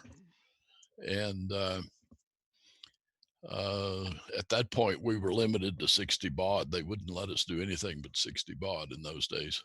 Yeah. Oh, wow. Yeah, I think there's been some rumor they've tried to get it changed where it's not limited by baud, it's actually limited by how much bandwidth you're taking up on the spectrum, just to keep it from being so confusing. Yeah, FCC's not acted on that, but it would be a good change because you can take up 20. Well, you can take up 8 kilohertz of bandwidth and only be doing 60 baud. Right, exactly. So, all right. What is the most common frequency shift for RIDI emissions on the amateur HF bands? A. B. 170 hertz. How are the two separate frequencies of a frequency shift keyed FSK signal identified? Mark and space. D. That's correct. Mark and space. Which mode is normally used when sending RIDI signals via AFSK with a single sideband transmitter? D. That's correct. That's the lower sideband. What could be wrong if you cannot decode a RIDI or other FSK signal, even though it is apparently tuned properly? All the above. D. All the above. That's correct. It's all. What is the standard sideband used to generate JT65, 9, or FT8 digital signals when using AFSK in any other band? Upper side. B. That's correct. When in doubt, go upper. That's a good philosophy, really. because that's more times than not that is the correct answer. In what segment of the 20-meter band are most PSK31 operations commonly found? B. It would be D. That's correct. Yeah, it's down kind of at the bottom, towards the bottom of the band. Oh, that's right. Which of the following statement is true about PSK31? C. B. Yeah, B. it's B. The B. variant code can take up more or less bandwidth. Take it.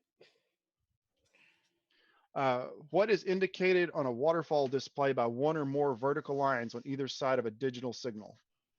D. C. Or no, D. D. Yeah, it's that overmodulation. Yeah. That's when you start getting all those weird extra lines Yeah, out there on the bands. Right. Which of the following describes a waterfall display? C. D. I'm sorry, C. C. Yeah, frequency is horizontal, signal strength is intensity, and then time is vertical. Let's see. What does the number 31 represent in PSK 31? Symbol array. A. A. That's correct. Which type of code is used for sending characters in a PSK 31 signal? A. Yep, that A. very code. Which of the following is a characteristics of QPSK 31? All the above. Yeah, D. Yep, that is correct. All of them. How is an FSK signal generated? B. Yeah, B. B. There you go. B. What is the relationship between transmitted symbol rate and bandwidth? B. B. Yeah, B. What is the maximum symbol rate permitted for RTTY or data emissions transmitted at frequencies below 28 megahertz? D. D. D, yep, 300 baud. What is the maximum symbol rate permitted for RTTY or data emissions transmitted on the 20-meter band? Same. D. D. D. That is correct. What about on the 10-meter band? That would be That's C. different. That'd be C. Yeah. That's B. correct. As you And go there's higher in frequency, you get more baud. Yeah, that's What about B. the 2-meter band? B. B. There we go. I think the 70 centimeter band and A. 1.25 meter. A. Yeah. A. That's A. correct. Just glad that kind of went in order. Yeah, exactly. What part of the packet radio frame contains the routing and heading information? The header. C. Yep, the header. B. On what band may automatically controlled stations transmit RTTY or data emission communications with other automatically controlled digital stations? D. D. That's correct. Okay, what is required to conduct communications with a digital station operating under automatic control outside the automatic control band segments? A. A. Yeah, A. Yep, still have that control operator. What must be done before using a new digital protocol on the air? Oh, D. D. Let's see, publicly Oh, darn document it. the technical characteristics of the protocol. Oh, that's right. Just publicly. That's right. Yeah, that gets you around the regulation on no codes. Right. No Yeah, codes used to hide the meaning. Right, no encryption. Yeah. Which of the following connectors would be a good choice for a serial data port? D. D. D. That one, they like to change the number on it for you, or at least one of the letters. Letters. Yeah. Which of these connector types is commonly used for audio signals in the amateur radio band? C. C. That old RCA phono plug. Why is it important to know the duty cycle of the mode you are using when transmitting? B. D. B. Yeah, you Fire don't want finals. yeah, you want to protect your finals because they can be pricey if you have to get them replaced if you're not able to do them yourself. Which they're so small in modern transmitters, unless you got really good eyes and a lot of good equipment, I would say the chances of doing it yourself is getting more and more slim. Which communication systems sometimes use the internet to transfer messages? A. A. Yeah, WinLink. Skywarn.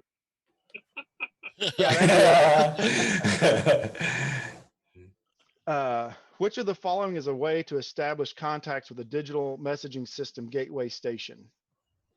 D. D. D. Yep. How do you join a contact between two stations using PACTOR protocol? Can't see. C. C. How can a PACTOR modem or controller be used to determine if the channel is in use by other PACTOR stations? B. Yeah, B. B. There you go. Okay. Yeah, if you monitor the station, then you would see if there's any signals being transmitted at that time. What system may result from other signals interfering with a PACTOR or WinMore transmission? All the above. D. That's right. Yep. What is the approximate bandwidth of a PACTOR 3 signal at maximum data rate? D. D. D. Y'all are doing good. Y'all should ace this thing. Yeah. What action should result from a Uh. failure to exchange information due to excessive transmission attempts when using PACTOR or WinMore? B. B. B. That's correct. It drops the connection. In the PACTOR protocol, what is meant by an NAK response to a transmitted packet? A. A. Yeah. Send it again. How does error correction allow the receiver to correct errors in received data packets? C. C. Yeah, C. Yeah, sends it redundant. How does the receiving station respond to an ARQ data mode packet containing errors? B. B. Yeah, B. Yeah. B. Send it again. Which of the following narrowband digital modes can receive signals with a very low signal to noise ratio? B. Bravo. Yep, FT8. As you get into digital modes, at least for me personally, FT8 and FT4 are probably going to be the most common, maybe PSK31. Some of the, especially like the PACTOR and some of that, you have to have some relatively expensive equipment that's specialized to be able to use it. What type of modulation is used by FT8 digital modes? A. A. Correct, 8-tone. Which of the following is characteristic of the FT8 mode of the WSJTX family? D. D. Which of the following is a requirement when using the FT8 digital modes? Oh, B. C. Yep, B. Yeah, you've got to make sure you got to have your computer clock set very, very close. What is the maximum PEP output for spread spectrum transmissions? B. B. B. 10 watts. And what part of the 13-centimeter band may an amateur station communicate with non-licensed Wi-Fi stations? D. D. Nowhere. On what band do amateurs share channels with the unlicensed Wi-Fi service? C. C. Yeah, at 2.4 gig. All right, that gets us to our last section. Do y'all need a break or anything? This last section is actually pretty short before I hand it over to John. I'm good. I'm good. I'm Okay. good. Well, I think there's only about maybe 7 or 8 questions here, so it won't take long. Then I'll hand you over to Mr. John and let him go through propagation with you. Okay, in an emergency, if you find yourself in an emergency situation, you should send a distress call on whatever frequency has the best chance of communicating the distress message. The way I've heard this, in an emergency, when you got something like that going on, that kind of damage, use anything, even if it's a police radio, fire radio, whatever you can get your fingers on. Just make sure that your cell phone doesn't work. If you have to, smash it with a hammer and say, hey, it wasn't working before I got on that radio. Just to be safe. But yeah, in a life and death situation, it's pretty much all the rules go out the window as far as what you can and can't use. But just make sure it's a real emergency and you don't have any other options at your disposal. The first thing you should do if you're communicating with another amateur station and hear a station in distress break in is to acknowledge the station in distress and determine what assistance may be needed. So especially this time of the year when we're kind of in the middle of hurricane season, I know there's a lot of hurricane nets and stuff out there, but if you're out there on the HF bands, you're out there on the HF bands trying to just chit chat, and all of a sudden somebody comes in with some information like that, or they're in distress, then you definitely need to find out exactly what's going on with them. Sorry, I had to click off for a second. There we go. Before amateur stations may provide communications to broadcasters for dissemination to the public, it must contain retransmissions of weather and propagation forecast information from the U.S. government stations. So, we're not going to share a bunch of personal information or give information that's not really life and property sensitive. Only a person holding an FCC issued amateur license may be the control operator of an amateur station transmitting in RACES to assist relief operations during a disaster. So if you are working in RACES or ARES, you do have to have a ham license. At any time during an actual emergency, an amateur station is allowed to use any means at its disposal to assist another station in distress. Again, just make sure your cell phone's busted before you get on that police radio to make that communication. Okay, that is really it. So let's go ahead and jump through the questions. What frequency should be used to send a distress call? A. That's correct. Anyone that you think you can get a contact on.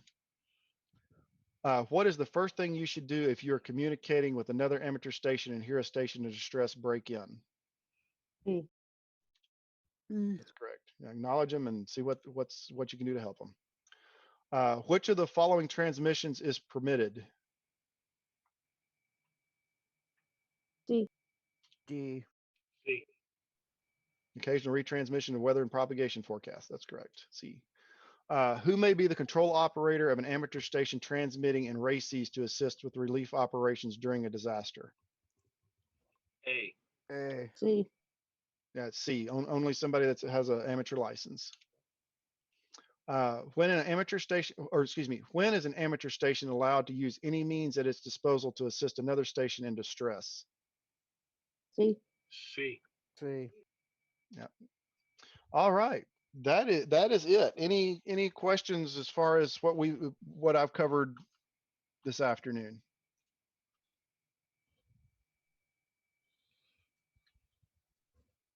No. Okay. Well, thank you all very much. Hopefully I was able to give you a little good insight and not bore you too bad. At this point, I'm going to hand you over to John, K5 LTD. He knows his stuff very well. He's part of our radio club.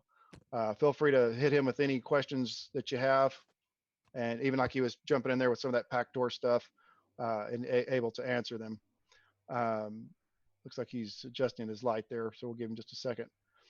But I do appreciate everything. I will start the calls next week as well, like I did today, and we'll work out, see how we're looking as far as doing testing on October 6th.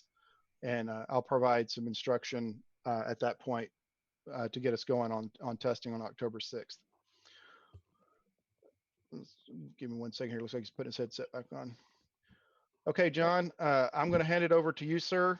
I'm going to go ahead and make you the presenter in Zoom, or the host in Zoom, and then I'll step away and you'll be able to do whatever you need to from there. Okay. 73s, everybody. Yeah, 7.3s.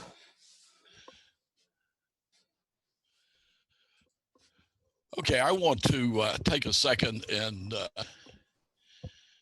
find out a little bit about who we have here.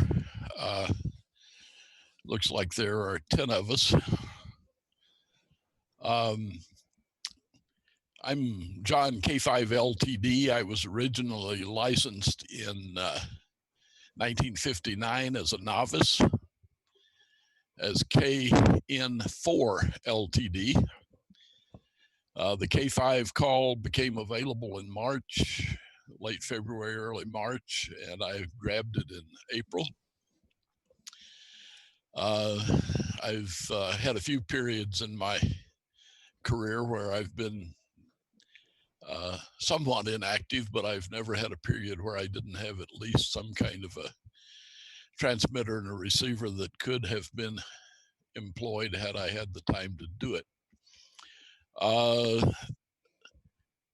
like to go around the group and ask you to unmute your mics for a second and tell me your name, your call sign, if you have a call sign, and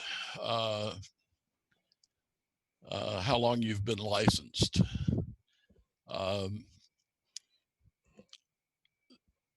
I guess I don't know that I necessarily want to just call the roll, but tell me about yourselves. I'll go first, guys. They're like butting into your conversation. Uh-oh. Marlene, you're. Who's first on second? Who's third? I go second. No big Who's deal. on first? What's on second? I don't know who's on third. I can go third if you want. That's fine. I'll go whenever. Well, my name is Marlene Schreider. My call sign is November 9, Victor Uniform Delta. I've been an amateur ham since '94. And that's how I met my husband, who's N9 QDS, November 9, Quebec Delta Sierra. Okay. My name is Chester. My call sign is Kilo Delta Niner Juliet Lima Zulu. I started in amateur radio when I first met my wife. My wife and my father-in-law were amateur radio operators, and I got hooked into it. So I've been in operations 2016. Awesome. And I'm Jason Fallheffer, call sign Kilo November 4, Zulu Uniform November. I got my tech ticket last year, so I've been on this a year. However, I was in the Navy as a cryptologist, and a lot of the signal propagation and things like that was my main job. I did a lot of collection, did a lot of Morse code, and a lot of the theory behind radio. And that's kind of what really got me interested in ham, getting licensed in the first place. It just took me a while to have the time to actually study and do it. So here I am, trying from my general and hopefully to my extra soon. Welcome. Thank you. I'll jump in next. This is Jaime Cifuentes, and I've been at ham for a week and a half now. My call sign is Kilo Oscar 4 Henry Foxtrot Zulu. Is that Henry or Honolulu? Hawaii. Doesn't matter. It doesn't matter. Hotel. I collaborate a good bit with the emergency management folks, and I keep seeing all of these people who are doing all of these comms, and I decided, why not me? Why can't I help with that? So here I am 10 days later, trying for my general, and based on what I've heard, I'm likely to jump in and give the extra a shot as well. So, With the K4 call, where are you located? Alabama, North Alabama. Awesome. Huntsville? Absolutely. I've got stories about Huntsville and ham radio, but we don't have time for that in this session. True. Be happy to chat with you afterwards if you want to do that. Who's next? I'll go next. So my name's Jay Patton. I've had my tech license for about 2 or 3 years. KG5 Victor November Bravo, and I've been getting more into it lately. Have had more time and more interested to get into the HF. So want to learn to get my general and my extra, see what else is out there. So find this all very interesting.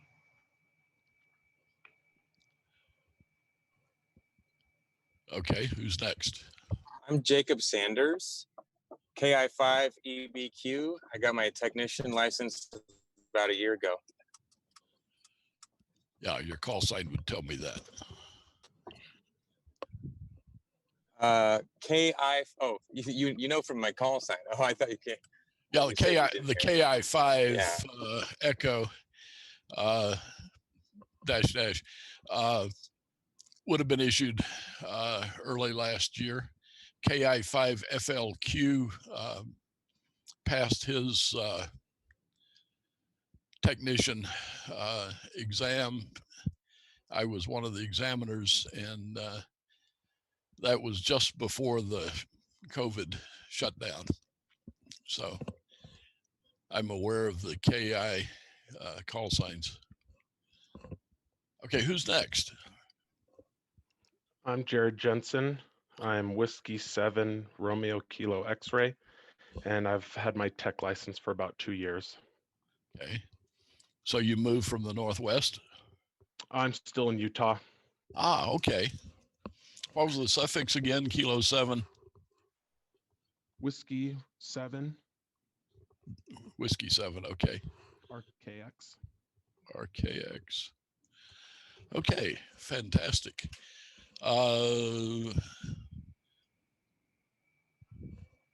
Have we got everybody, or is there somebody left? Hi, this is Ann Baum. I'm KG5VMZ, and my husband Ken Baum is here with me as well. He's KG5VMO. We got our technician license in 2017, and we're ready to move on up to the general class. Awesome.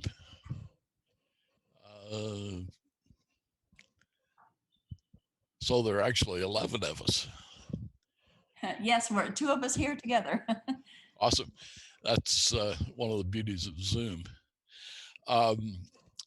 Is that everybody? Okay, that gives me a picture of what we have. Let's do a little sharing screen here, and we'll get on to it. My segment is propagation, and Lowell, since I'm doing a club program on Monday night, Lowell thought it would be good to have me do a practice run, although what I'm doing is a little different from a class segment. Can everybody see the whole screen, or should I contract it a little bit? No, I can see it perfect. See it fine. Okay. Most of this segment is on HF propagation. John, you've got a little bit of speaker pop in your, not speaker pop, but pop filter pop in your microphone. Okay, I'll move it out away from my face a little bit. Thank you for that feedback. You bet.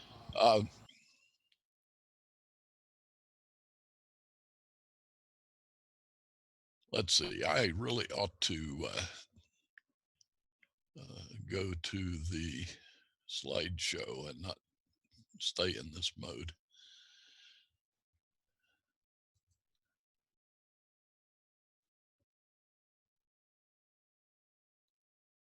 Come on, computer. There we go. There we go.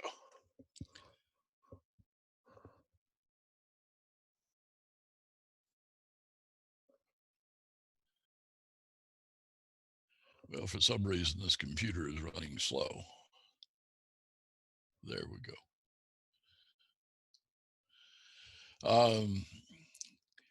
And where we are in the element 3 sub-elements is in the one entitled Skywave Excitement.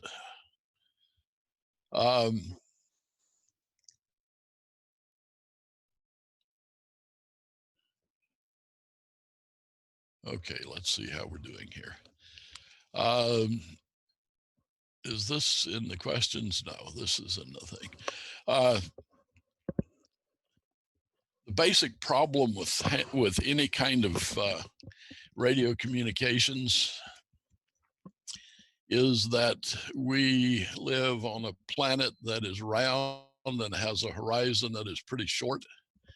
The horizon, if you're a 6-foot person talking with a handheld to a 6-foot person over the horizon from you, you have about 15 miles of distance you can get, maybe 20, and still be able to communicate, because beyond that you're below the horizon and all the signal goes off into space and does not come back to you. In HF, the best propagation we get of radio signals is from the ionosphere. And the ionosphere, as you see in the lower right corner over here, has 4 or 5 different layers depending on time of day. We'll talk about the D layer, E layer, F and F1 and 2 layers a little more, but the F2 layer is responsible for the longest distance communications because it's the highest. If you reflect a signal off of an object, the higher that object is, the bigger horizon that it has. And with the F2 layer up at 250 miles, you can get some really remarkable distances. And if you add to that a couple of hops of signal, you can get all the way around the world with it. One of the questions that I've been asked more than anything else in all of my ham radio experience is, how far will your station talk? And the answer to that is, it depends on which band, what layer you're dealing with. This picture deals with the layers of the ionosphere, and it contrasts what happens in day and night. In the daytime, when the sun is heating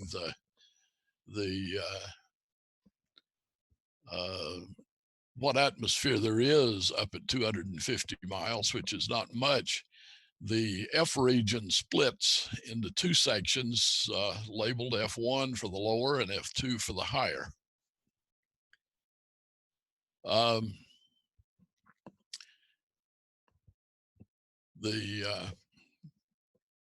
not able to see the right-hand side of this because of where my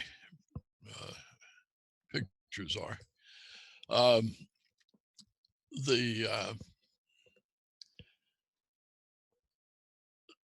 I'm not sure that these terms are necessarily on the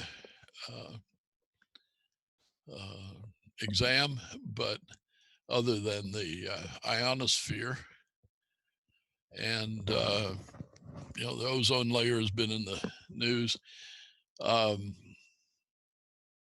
and the D layer of the ionosphere is going to be up at 50 kilometers, and then the E layer is going to be up at 80, and then the F layers are 150 to 200 miles. I don't know how that translates into kilometers. 31 to 40 miles, it says. Stratosphere is where airplanes typically fly, and weather balloons, and then the troposphere down on the bottom end of things. The region of the ionosphere that's closest to the Earth is the D layer. The D layer region absorbs medium wave and HF radio signals, especially 10 megahertz and below. Above 10 megahertz, its action is not quite so pronounced in the daytime. The D layer forms when the sunlight is directly hitting it, and so it's a pretty dense layer. It's the reason you don't have broadcast stations that you can hear at night. You can't hear them in the daytime, like WLW in New Orleans is just barrels in here most nights in Dallas-Fort Worth area, but it's still transmitting, but it's not here in the daytime. F2 region is responsible for long distance communications during the day, and at night the D and E regions disappear, and the F1 and F2 regions combine into one with reduced ionization.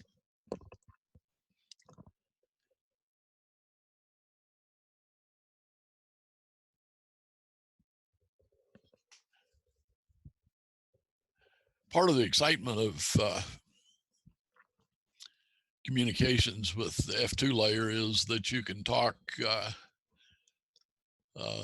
long distances, hear stations. I was working this morning on the program for the club and looked at the solar flux index, which this morning was 73. The A index, which was 4, and the I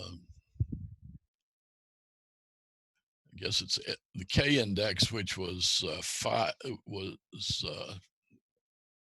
5, which meant that the ionosphere was pretty disturbed, and so I didn't expect much on F2. But I tuned to 40 meters using FT8 and copied a station in Lesotho, South Africa. So the F2 layer was doing a great job. When the sun is overhead, the ionospheric layers reach their maximum height during the day, so they kind of swell up and drop down. And the long distance propagation that is possible on the shortwave bands really comes from the reflecting properties of the ionosphere.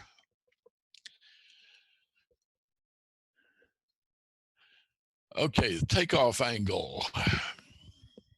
You have a transmitter. You see the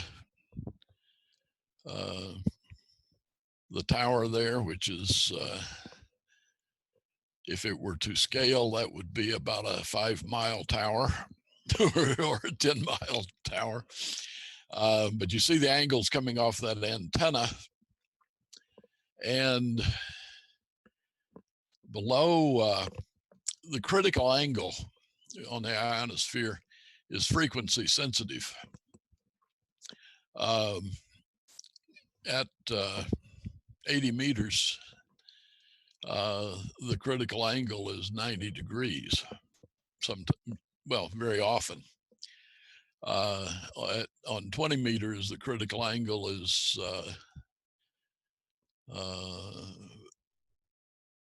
maybe 45 degrees, typically under the current sunspot cycle. But any signals that are transmitted that radiate above the critical angle go off into space and do not get reflected. The other piece that we need to take a look at here is that for signals that are below the critical angle, they will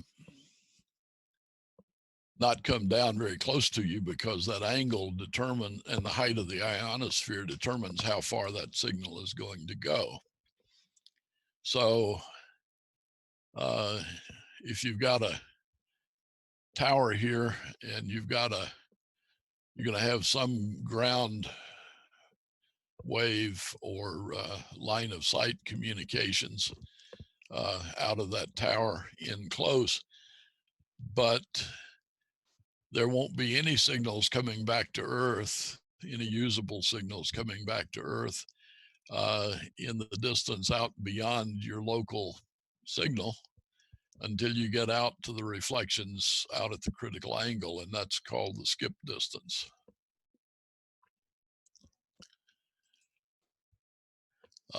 If the angle is too high, it just goes through the ionosphere and does not get reflected back to Earth. Maximum usable frequency, MUF,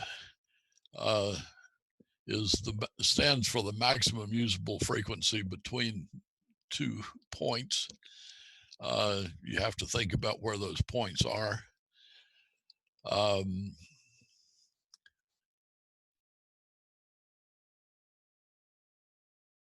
and it's really the highest frequency that will be returned to Earth for a given angle of incidence. The maximum usable frequency in the mathematical calculations presupposes a 50% chance that you will be able to communicate over that path. Not 100%. Maximum usable frequency does not mean that it's going to always come back. You've got a 50-50 chance. The lowest usable frequency between 2 points is the frequency that, well, it's kind of obvious.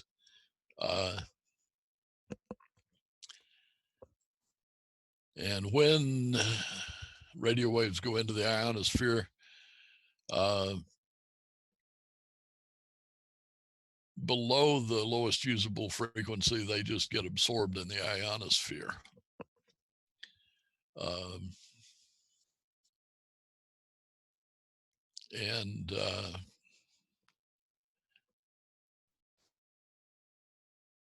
If the lowest usable frequency is higher than the maximum usable frequency, there's no communications between the 2 points.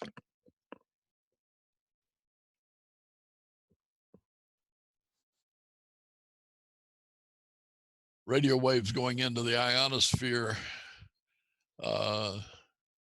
below the maximum usable frequency and above the lowest usable frequency get bent back to Earth.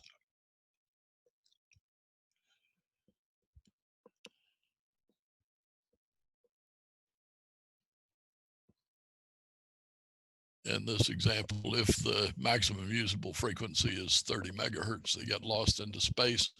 Typically, maximum usable frequency in the past few weeks has been about 10.7 megahertz for most communications. And it changes with time of day. And the right-hand side of this shows the maximum usable frequency and the lowest usable frequency and how they vary typically in the daytime. With the sunspot cycle being what it is, we've not seen a 24 megahertz maximum usable frequency recently.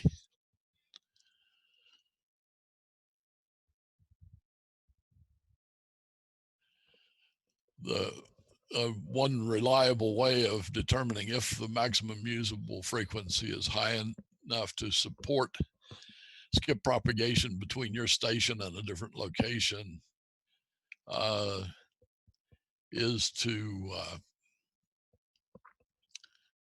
look for beacon stations. And I typically use WWV and WWVH out in Hawaii.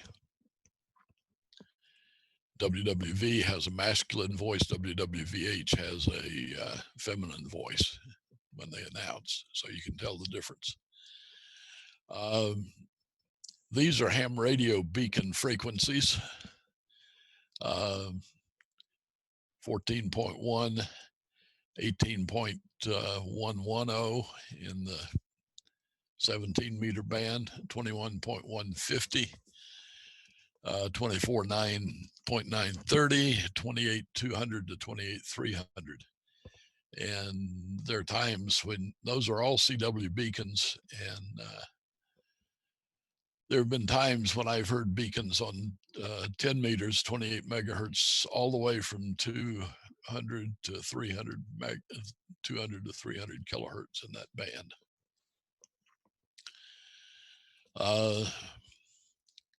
This is a map that shows some of the beacon stations out there, and you can see that they're all over the world. WSPR stands for Weak Signal Propagation Reporter. It is a digital mode used as a low power beacon for assessing HF propagation. There is a website. I don't know what it is, but WSPR is part of the WSJT array of digital signals. And if you download that digital package, you have the capability of using WSPR. There are websites that have receive stations that will report that they have received a signal, and you can actually see where your signal is going and where it has been received. When selecting a frequency for the lowest attenuation when transmitting on HF, select a frequency just below the MUF. The reason for that is that the reflection off the ionosphere is less lossy when you're closest to the MUF. You may be able to, for example, if the maximum usable frequency were 18 megahertz, you would still be able to communicate on 14 megahertz on the 20 meter band, but you might get better signal strength, more of your power reflected back to the ground at 18 on 17 meters. Here are some factors that affect the maximum usable frequency: the path, distance, and location, the time of day and the season. Typically in winter, the maximum usable frequency is higher, and typically around the gray line, the maximum usable frequency will be higher. We'll get into directions and stuff later. Solar radiation and ionospheric disturbances, which is what we're experiencing today, affect it. And it's one of those, all of these is correct modes.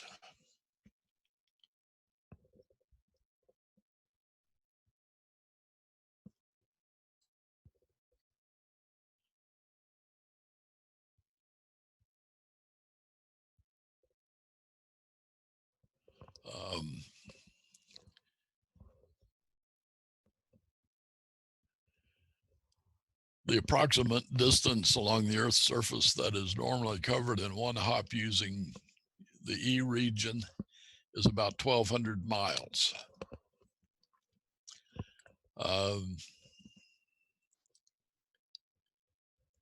That's because the E layer is not way, way, way high. It's 60 or 70 miles up. And back in the VHF contest in June, we were privileged to have an E layer opening, and the stations along the East Coast just barreled in here, and all of us in the club were ecstatic about being able to work stations on the East Coast using sporadic E most of the day. The F layer will go out to about 3,200 miles on a single hop. How many hops does it take to get around the world with 3,200 kilometers at a time?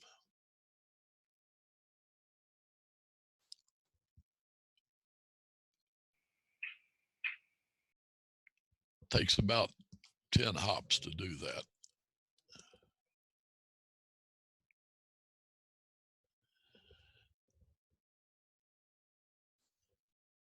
Okay, are we getting into questions here? No, we're talking about the D layer. It's the closest to the Earth, and this is the chart of altitude in miles. 40 miles up for the D layer, 55 to 90 for the E layer. In the summertime, the F1 layer is 90 to 150, and the F2 layer can be greater than 250 miles. In the winter, F layer doesn't split so much, at least in North America. And it's interesting that they put that way without qualifying where you're talking about. And at night in the summertime, there's no E layer, but the F layer is 90 to 250 miles. It rises. And these are which bands work when.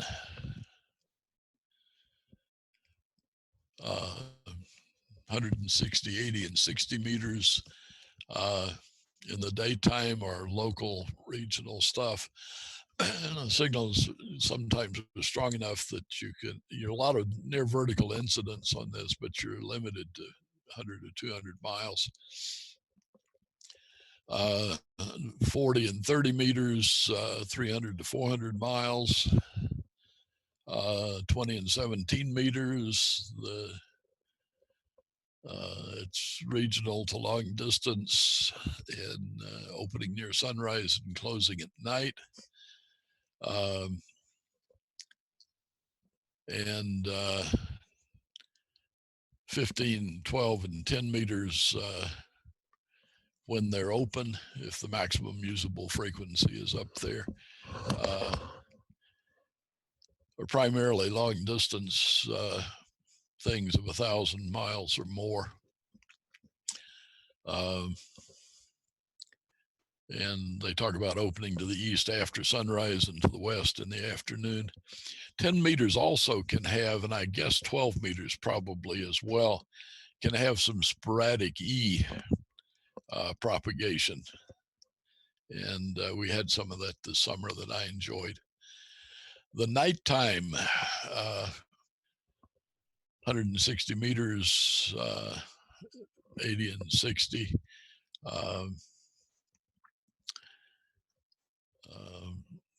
DX works best near sunrise to sunset. 40 and 30.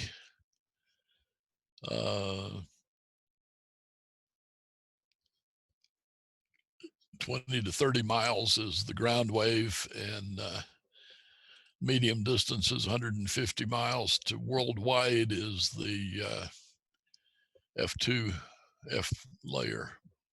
No F2, it's just F layer propagation. When the sunspot cycle is at a peak, 20 meters is often open 24 hours a day. And 10 meters can be used for local communications. There is a 10-meter FM repeater in Keller, Texas, for those of you in the area. It has good coverage. I heard a station, I've not talked through that repeater, but I heard a station over in Dallas, some 40 miles to the east of us, that got into it. The D layer in the ionosphere is the most absorbent, and it absorbs during the daylight. It intensifies because of the solar radiation hitting it, and it will absorb signals up to about 10 megahertz. And right now it's doing a little more than that because I'm not getting much propagation at all from 10 megahertz WWV and 0 on 5 megahertz. Long distance communications on the 40, 60, 80, and 160 meter bands are very difficult during the day. In fact, short distance communications on those bands is very difficult during the day, except 40 meters does not have as much D layer absorption as the others.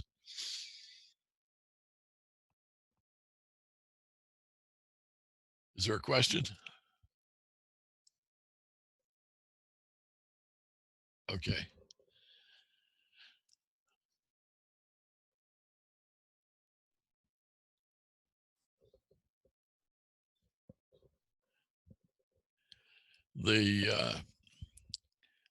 Does anybody know the typical frequency of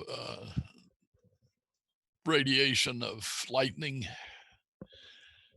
discharges?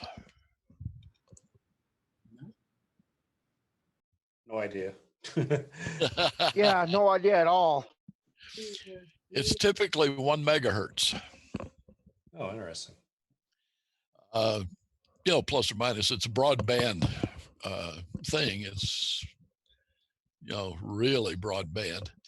So in the summertime, when you've got thunderstorms scattered around, the static on the 80, 40, 160 meter bands can sometimes be so intense that you can't communicate.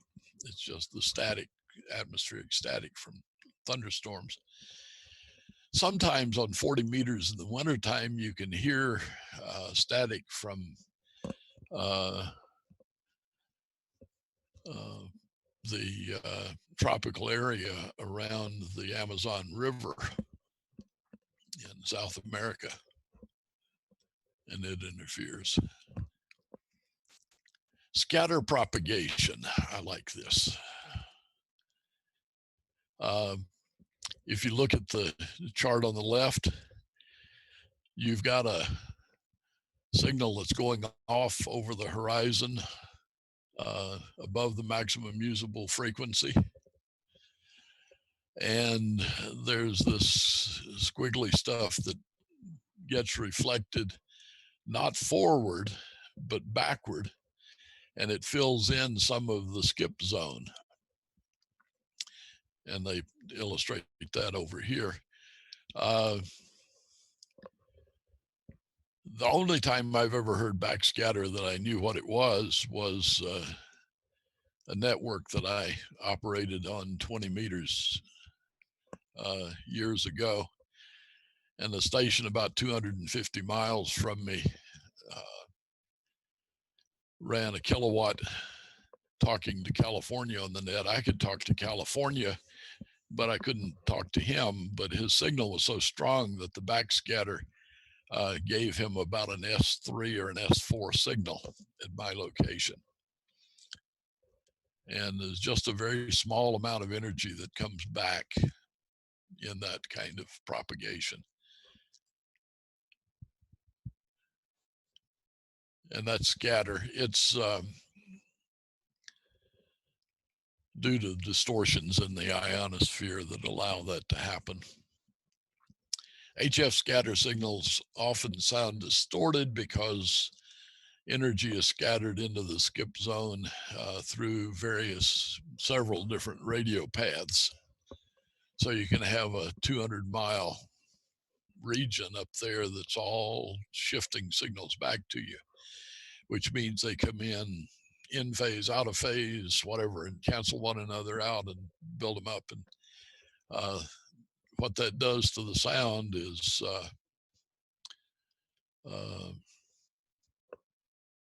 garble it.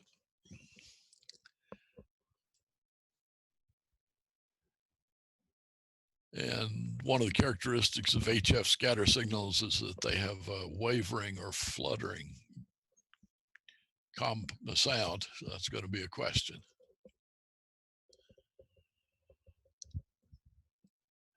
To figure where to point a directional antenna, you use an azimuthal, I don't know how to pronounce that word.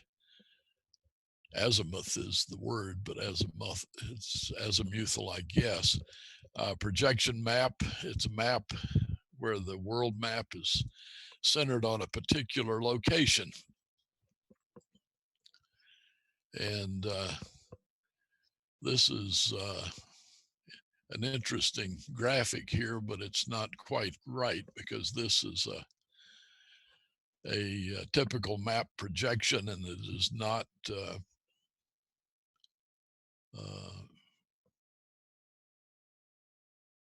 well, if we have time at the end, I can show you what an azimuthal map centered on Dallas, Texas is.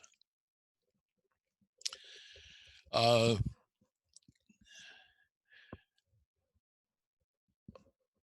next little piece here is that signals most often take the shortest path from point to point,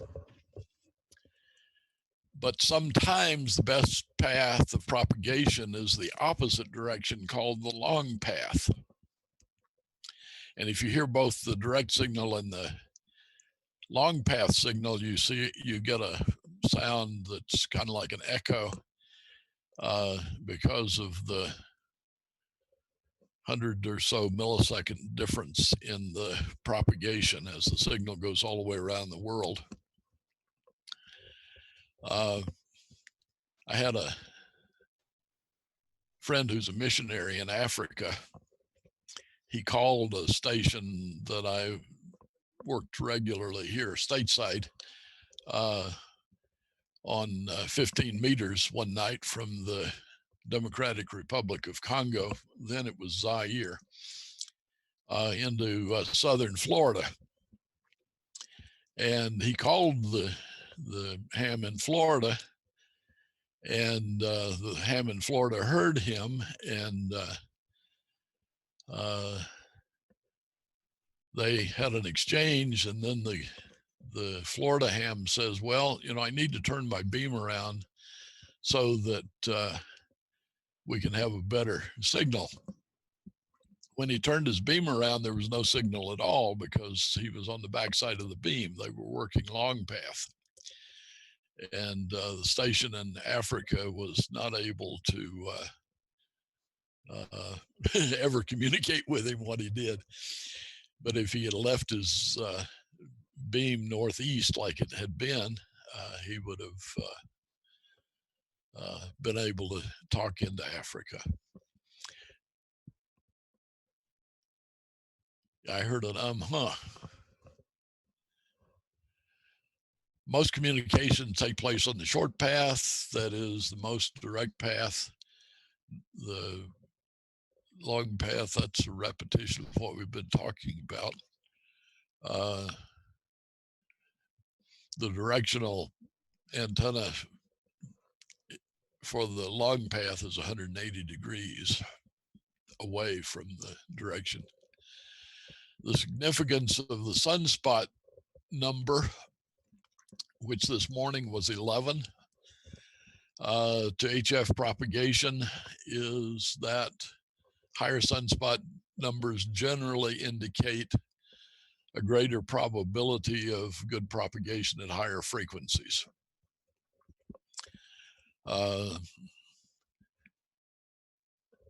We could have a 20-minute lecture on how the sunspot number is calculated, but a sunspot number of 11, like we had this morning, represents one sunspot and no additional sunspots in that cluster.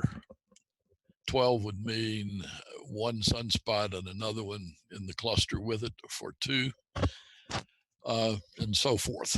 So the other thing I want to say here is that the sunspot numbers peaked in the last sunspot cycle at 115, which would be about 10 or 11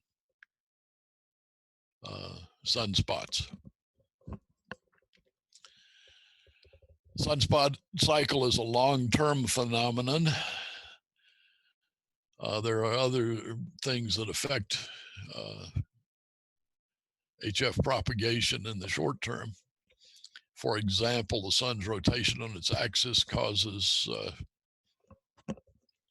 HF conditions to vary periodically on a 28-day cycle. When we get into the questions, you'll get the question on that. What happens is that the one sunspot cycle that we have today in another few days will rotate off around the sun, and when it does, we'll be back to 0 sunspots.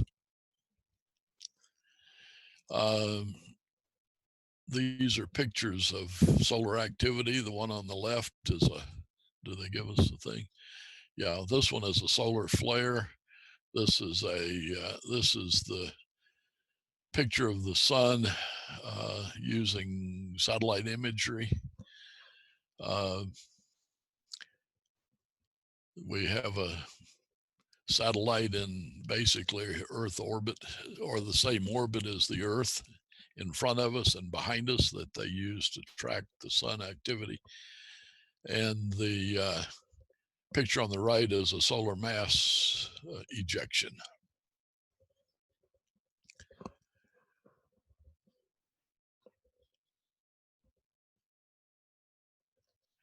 A possible benefit from radio communications resulting from periods of high geomagnetic activity is that aurora that signals in VHF region can be reflected off of aurora. So when there's high geomagnetic activity and there's lots of ions coming from the sun and the solar wind, the ions enter the atmosphere and you get aurora. And these are pictures of what that looks like when you're underneath it and looking at it visibly. You just see these ion streams that are coming in.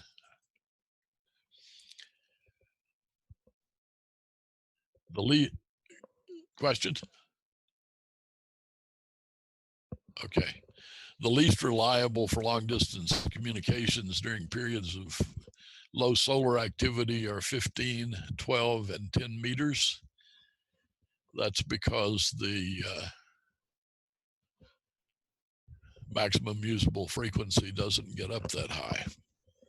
It doesn't get up to 21 megahertz. The solar flux index, which this morning was 73, is a measure of solar radiation at a wavelength of 10.7 centimeters. And I'll refer you back to your technician exam to figure out what frequency that is. But I think you'll find it up around 3 gigahertz. 2.8 gigahertz, that's pretty good. The two indexes I've talked about before, the K index is short-term stability of the Earth's magnetic field. And the A index is long-term index. This is a graph of the of a week's worth of K indexes for 7 days. And it says the last 7 days, I don't know which days those were. The A index indicates the long-term stability of the Earth's geomagnetic field. And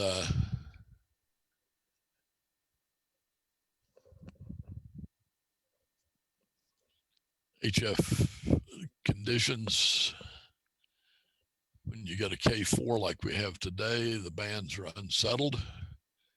If the A index is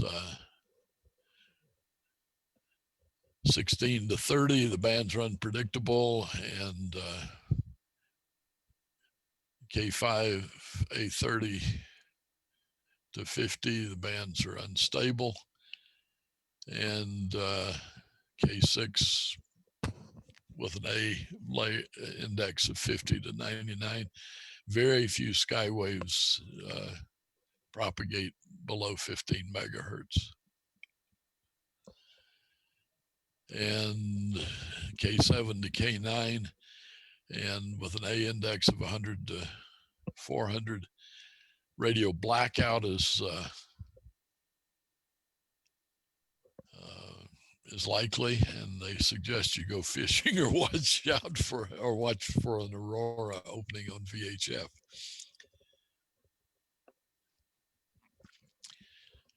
Question of how long does it take the ultraviolet and X-rays from solar flares to affect radio propagation on Earth?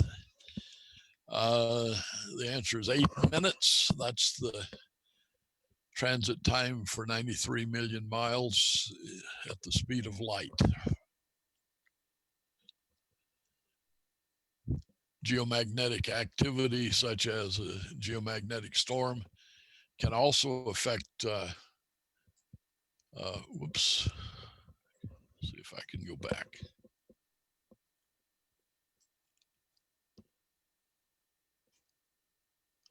Yeah.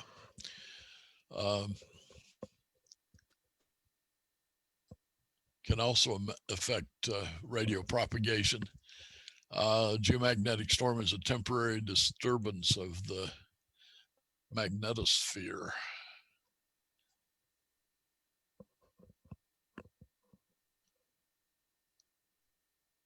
I wouldn't worry about terms like magnetosphere.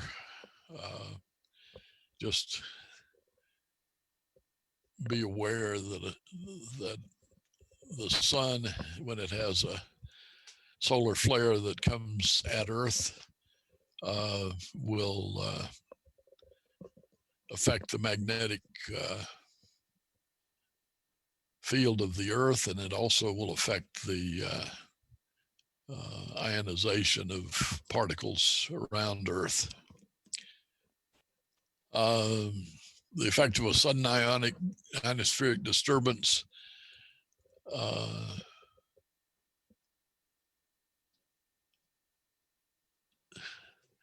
they could have written that statement much better. When you get an ionospheric disturbance, daytime propagation on HF radio waves disturbs the signals on lower frequencies more than higher frequencies. That's going to be a question. So 40 meters would be more affected than 15 meters.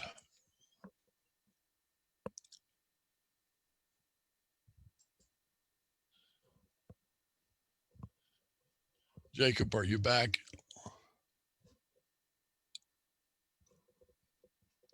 Okay. I was just switching.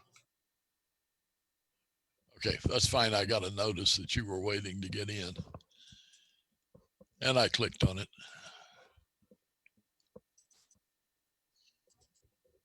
Thank you. Okay. Here's what happens when you get a short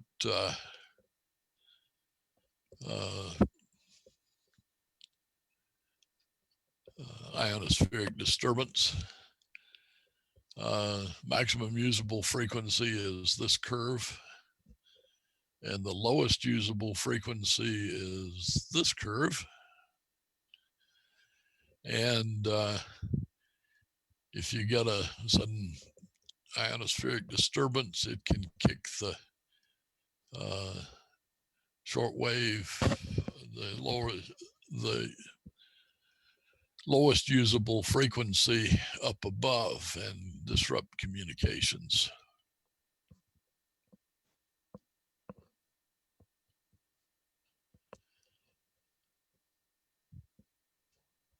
And it happens when the sun emits a great deal of ultraviolet and X-ray radiation.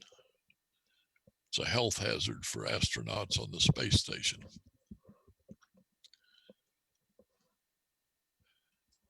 One of the effects that geomagnetic storm can have on radio propagation is degraded high latitude HF propagation. In other words, you're getting the conditions for aurora. You can get it in the daytime and not see the aurora, but all that ionization messes up the stuff at high latitudes.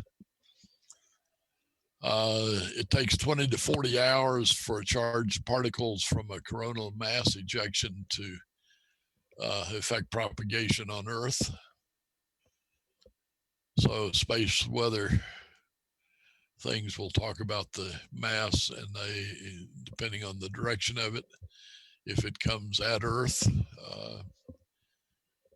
it's 20 to 40 hours after it's observed, so you can get ready.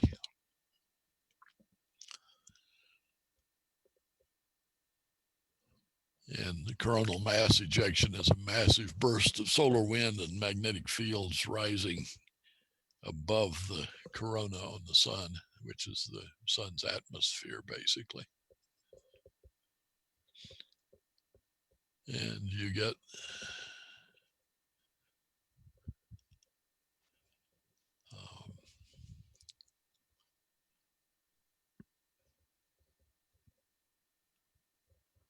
this really high energy burst of stuff that kicks mass off of the sun into space.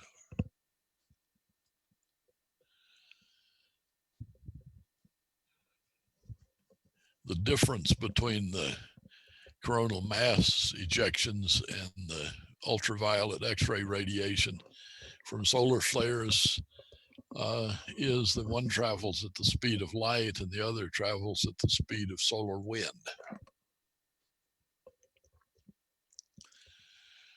One of the effects that a geomagnetic storm can have on radio propagation is degraded high. Well, that's a repeat of what we've talked about.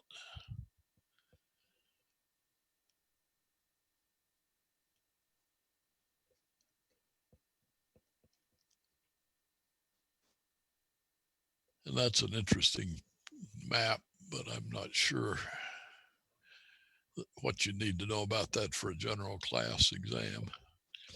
At any point in the solar cycle, the 20-meter band usually supports worldwide propagation during daylight hours.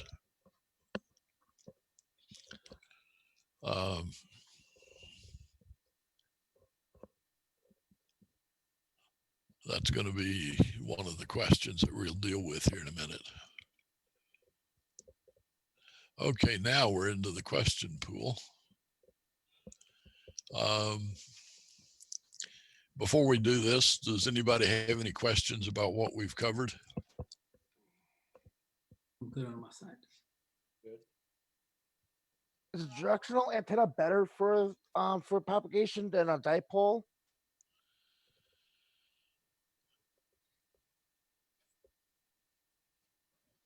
That depends. The advantage of the directional antenna is that it concentrates your signal and it concentrates the received signal so that you get some additional gain. So if you have a path loss that is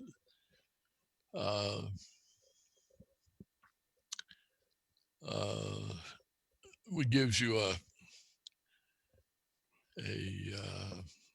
an S2 signal on a dipole, in theory, a beam with an 8 decibel gain would give you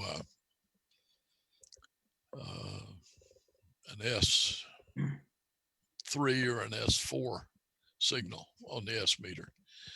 So yeah, if it's an S9 plus, like it can be on 10 meters, on a dipole, you know, who cares if you get it to 20 over S9, you know. Oh, okay. You know, one of the things I'm going to be talking about in the club meeting Monday night is the fact that you tune around the band, you hear a station, you should call him, you know.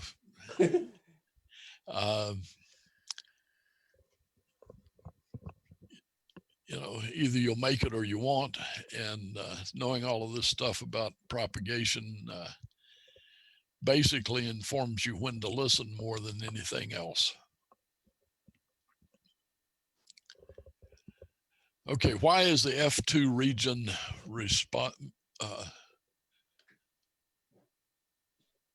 responsible for the longest distance radio propagation? C. C. C, because it's the highest up. Approximate distance along the Earth's surface that is normally covered by one hop using the F2 region. C. B. C. It's C. See, 12,000 miles is halfway around the world. Halfway around the world.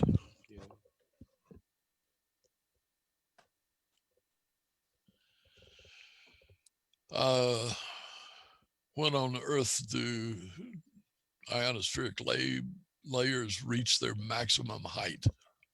A. A, when the sun is overhead.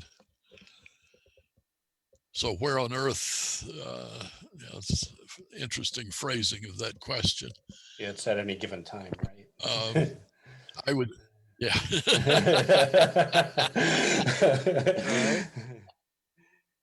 Well, my answer to that question, where on Earth, I would say just north or south of the equator in the tropics on a given day at noon.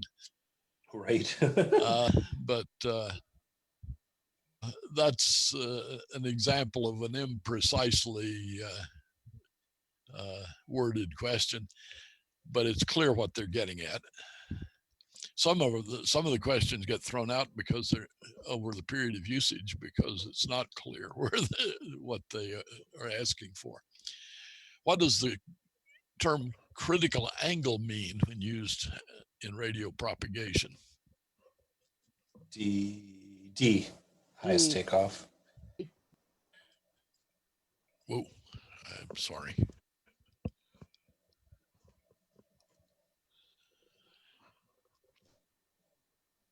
I double clicked. Yeah, it's the highest takeoff angle. In the literature on critical angle, some of the people who give lectures on this don't understand basic geometry. And they will say that the critical angle is the distance between perpendicular, or the angle between perpendicular and the lowest angle, but that's not correct. In doing some of my pulling together of stuff for the thing, I've run into that. The critical angle is angle above horizontal, right, where you are. What does MUF stand for? B. B. D. B. B. Yeah. Could be D, but I think it's B.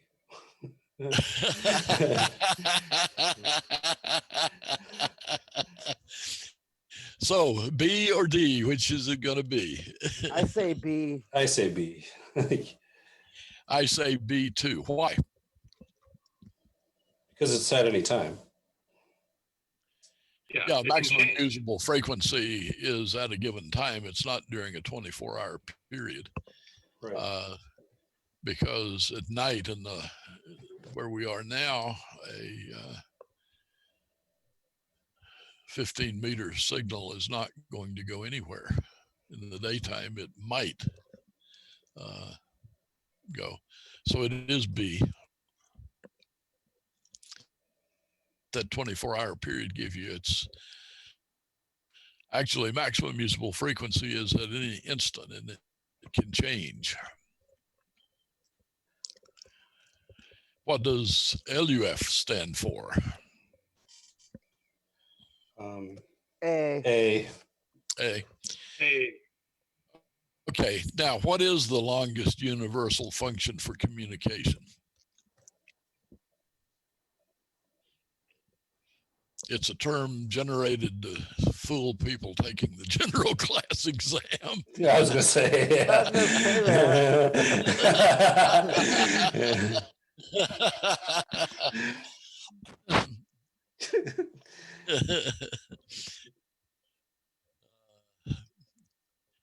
What usually happens to radio waves that with frequencies below the LUF?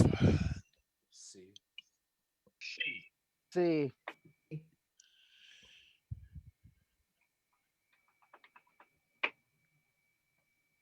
They are completely absorbed by the ionosphere.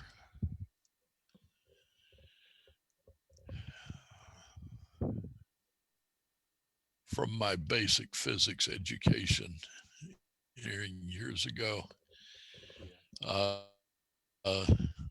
there is no such thing as completely absorbed. That's true. For all practical purposes, they are completely absorbed, but that's not possible. What happens to HF propagation when the LUF exceeds the MUF? A. A. Hey, go fishing. Yep, go fishing. Yeah. Yep, definitely. Or get on your 2-meter repeater. Get on the Gainesville repeater if you're in Dallas and Fort Worth. Gainesville, Texas is 70 miles north, and they have a repeater that's 1,700 feet up. You can talk into Oklahoma from my location. Wow. All you have to have is somebody in Oklahoma. Repeaters are wonderful things. There's a repeater at Kingman, Arizona that will let you talk from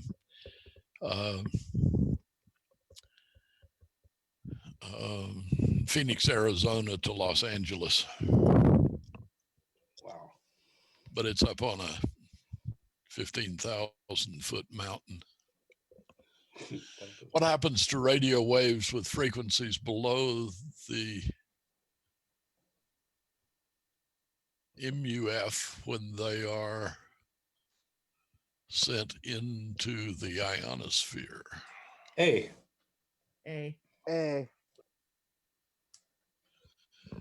I guess everybody's going to go with A. I guess you guys know what you're doing here. You're going to pass this thing, I think. Hope so. I sure hope so. What is a reliable way to determine if the MUF is high enough to support propagation between your station and a distance location between 14 and 30 megahertz? A. I remember that one. Yep, A. Find a beacon. Yeah. They're recommending ham beacons. I recommend you got a sense anyway if you use WWV and its things. Which digital mode? I can't read that because there's a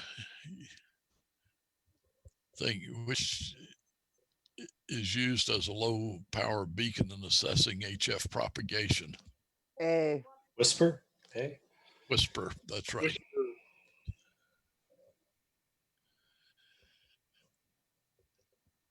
SSB, suppressed carrier. That's interesting.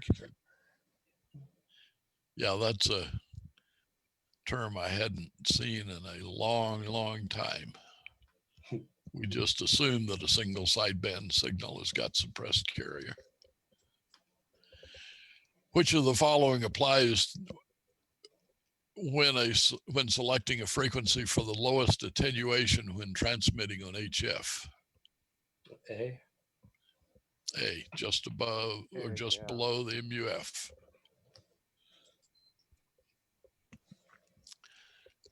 What factors affect the MUF? All the above. Yeah, all of the above.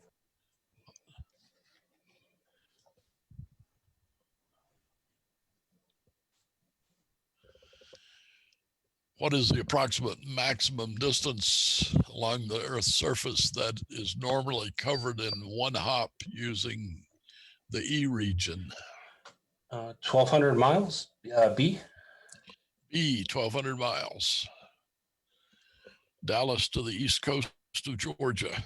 Yeah.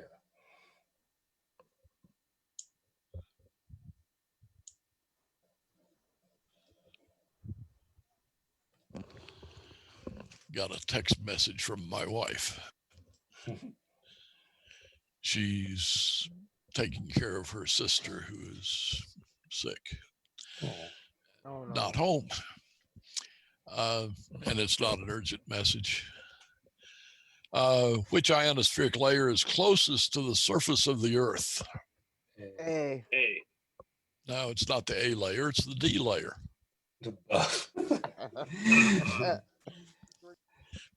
You got to pay attention, folks.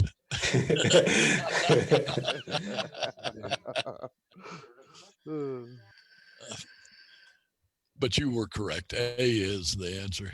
Which ionospheric layer is the most absorbent to long skip signals during daylight hours on frequencies below 10 megahertz? D. D. That's right. It is the D layer. Why is...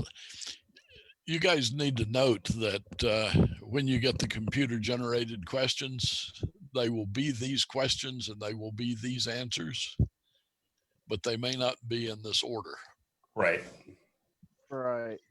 So if nobody warned you of that, don't go memorizing the letter numbers for answers because that will mess you up. Yeah, no kidding.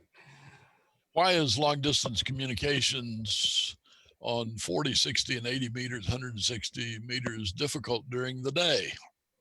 Because of C. C, the D layer. Yeah, D, the D layer. I don't know how many more ways you can talk about the D layer, but that's... Yeah, exactly. Right? Consider yourselves lucky if you just happen randomly to get all the D layer questions. 4 D layer questions.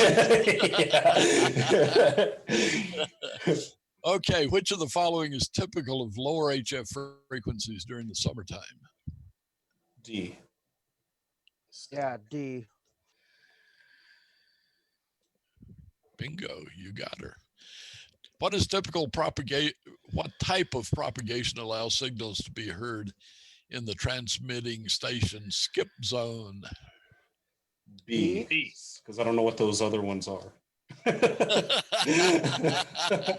Faraday rotation is the shifting of the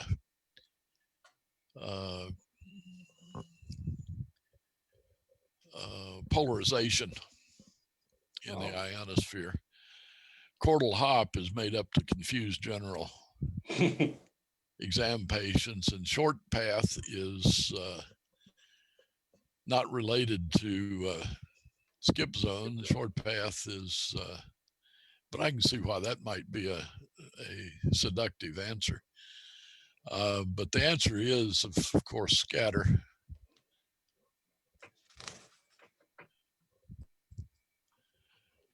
Why are HF scatter signals in the skip zone usually weak? A. Yeah. Yeah, A. It's only a small part of the energy. Most of the energy is reflected forward. Right. And not backward. So you're only getting a small amount of it. What makes HF scatter signals often sound distorted? Yeah, D. Yeah, D. It's D. You're dealing with multipath stuff, and the multipath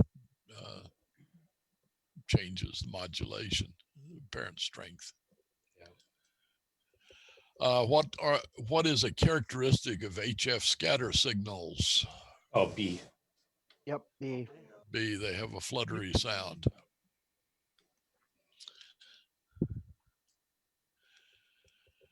Which of the following describes an azimuthal projection map? Azimuth is equator. C. B. Oh, damn it. It's B. Yeah, you're right. We've got B. we've got A, B, and C. Is everybody going to agree on B? Yeah, it's B. Yeah, it's B. Basically, an azimuthal projection map is a polar projection map with the location at the pole and the directions. For example, from my QTH here in Watauga, Texas, Australia is almost due west. And the farthest landmass on the map is Western Australia. Okay. At about 10,000 miles.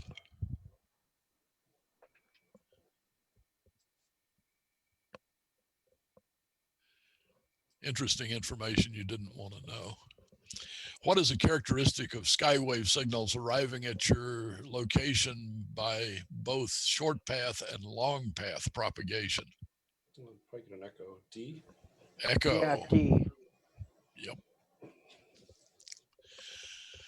How is a directional antenna pointed when making a long path contact with another station? C. Yeah, C.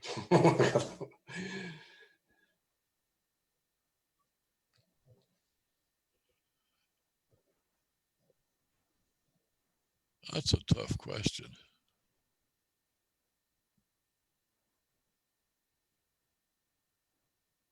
Oh, okay.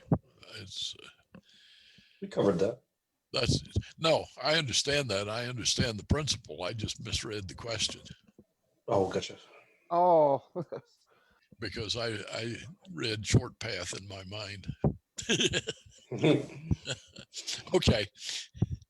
That's a simple one. What is the sunspot number? A. Yeah, A. A. No, the true answer to that is 11. Yeah. Yeah. That's a dumb question.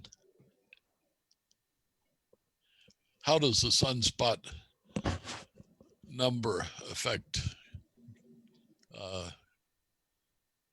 propagation or something is the way that question should be asked. I totally agree. Yeah, you're right. You know, now, the reason I point this kind of stuff out is it'll be your luck to get that stupid question. Right? Yeah, yeah.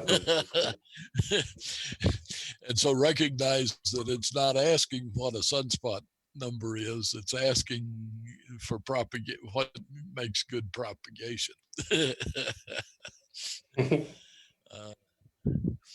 What causes HF propagation conditions to vary periodically in a roughly 28-day cycle? C. C. See, the sun's rotation on its axis. Now, right now, where we have one sunspot, and it's the very beginning of cycle 25 since they started doing this 300 years ago, after Galileo discovered the use of telescope for astronomical things. The sunspot cycle that we have will be gone by the time it gets around the Earth, 28 days. It'll just fizzle out. There may be 2 sunspot cycles or sunspots. So yeah, it's a 28-day cycle, but don't count on anything right now. Yeah. What benefit can high geomagnetic activity have on radio communications? A. Yeah, A.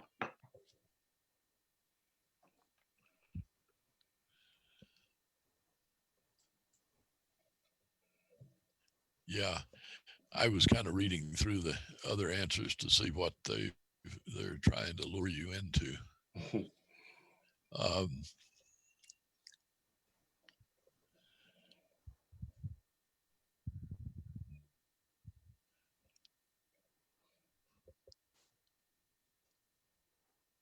This is one of those questions where there's only one answer that really is relevant. The answer C, improved HF long path propagation, just the opposite, is really kind of absurd. Yeah. Yeah. So if you know a little bit about long path and short path and those kinds of things, you don't get fooled.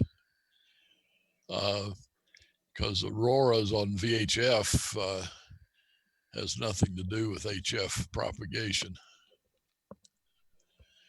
although it is an ionospheric or an atmospheric propagation thing. Which of the following are least reliable for long distance communications during periods of low solar activity? E. D. D.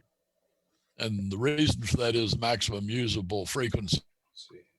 It doesn't get up that high. Right. You know.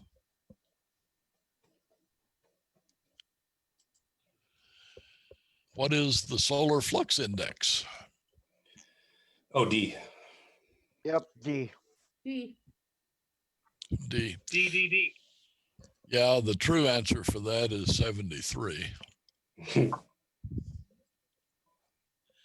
But they don't want that answer. What is the K index?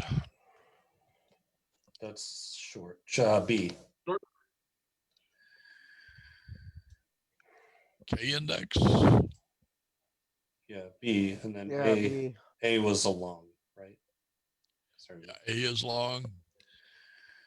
K is short. The K index is logarithmic. A index is linear. I don't know what they measure to calculate them. What is the A index? C. Yep, C. Yeah, it's easy when you get both of them back to back, isn't it? Yep. Indeed.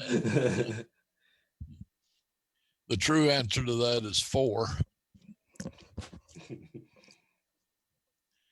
Approximately how long does it take the increased ultraviolet and X-ray radiation from solar flares to affect radio propagation on Earth? 8 minutes. Precisely. Yep. It's actually about 7 minutes and 53 seconds, I think, if I remember my calculating it 30 years ago.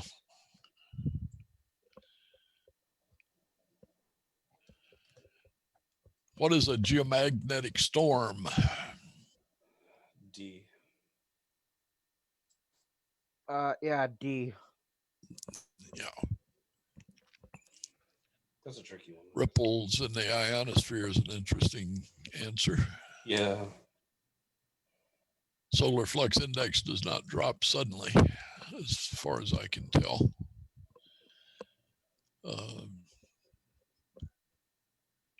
A thunderstorm that affects radio propagation. Right. You know, a thunderstorm may affect radio propagation, and if you're underneath it and the lightning hits your tower, it may, There you go.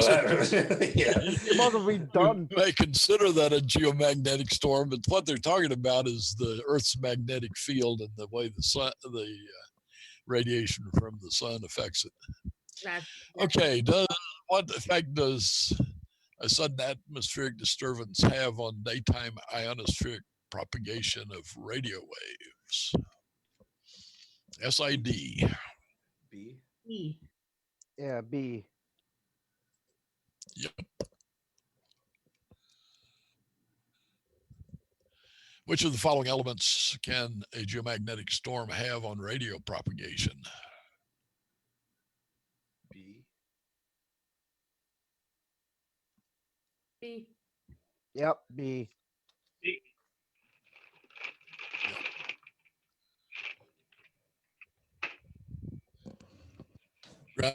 Sound wave propagation is probably not affected at all by geomagnetic storms. How long does it take for charged particles from a coronal mass ejection to affect radio propagation on Earth? D. D. Yeah, D.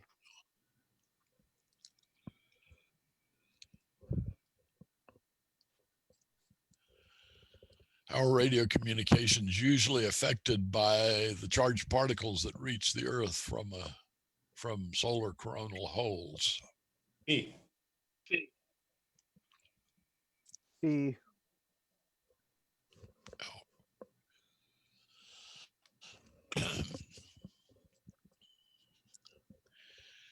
At what point in the solar cycle does the 20-meter band usually support worldwide communications during daylight hours?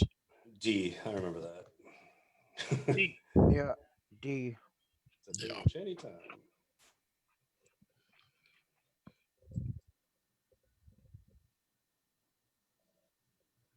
Is that the end?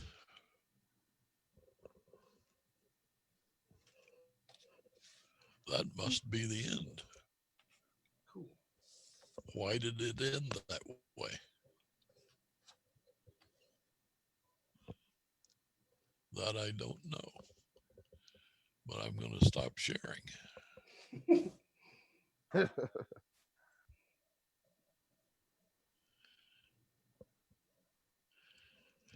Are there any questions? None, but I can think of on my side. Nope. Break. Nope, just have a lot to study. Well,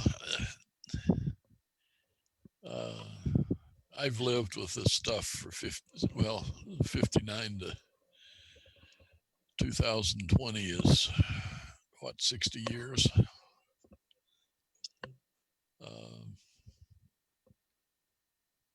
I wish you all very much luck in your exams. If you're feeling comfortable with the answers that you gave when we went through the questions, you'll be doing fine. If you don't, continue studying. Take some of the online general class exams and get a feel for it. You can go to qrz.com and look up their sample tests, and they will get it for you.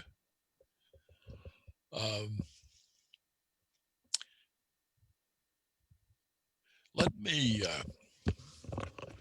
get my azimuthal map so you can see what it looks like.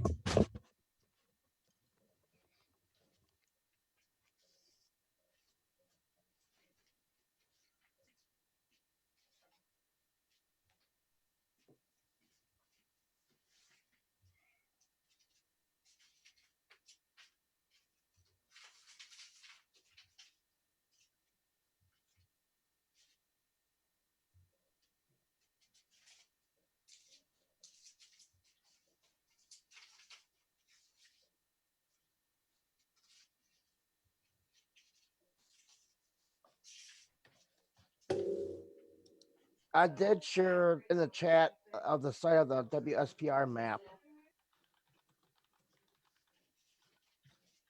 You put the URL for the super.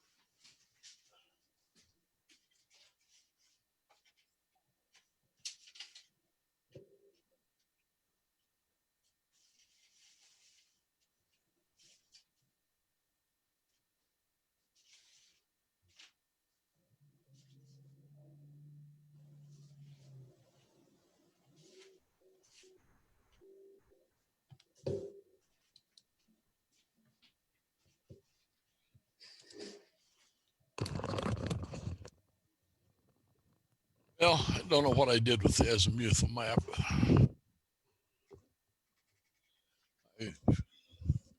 thought it was right here in this notebook. And it probably will be as soon as we leave one another. Yeah.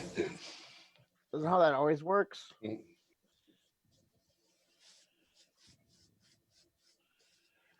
But it is not here at the moment.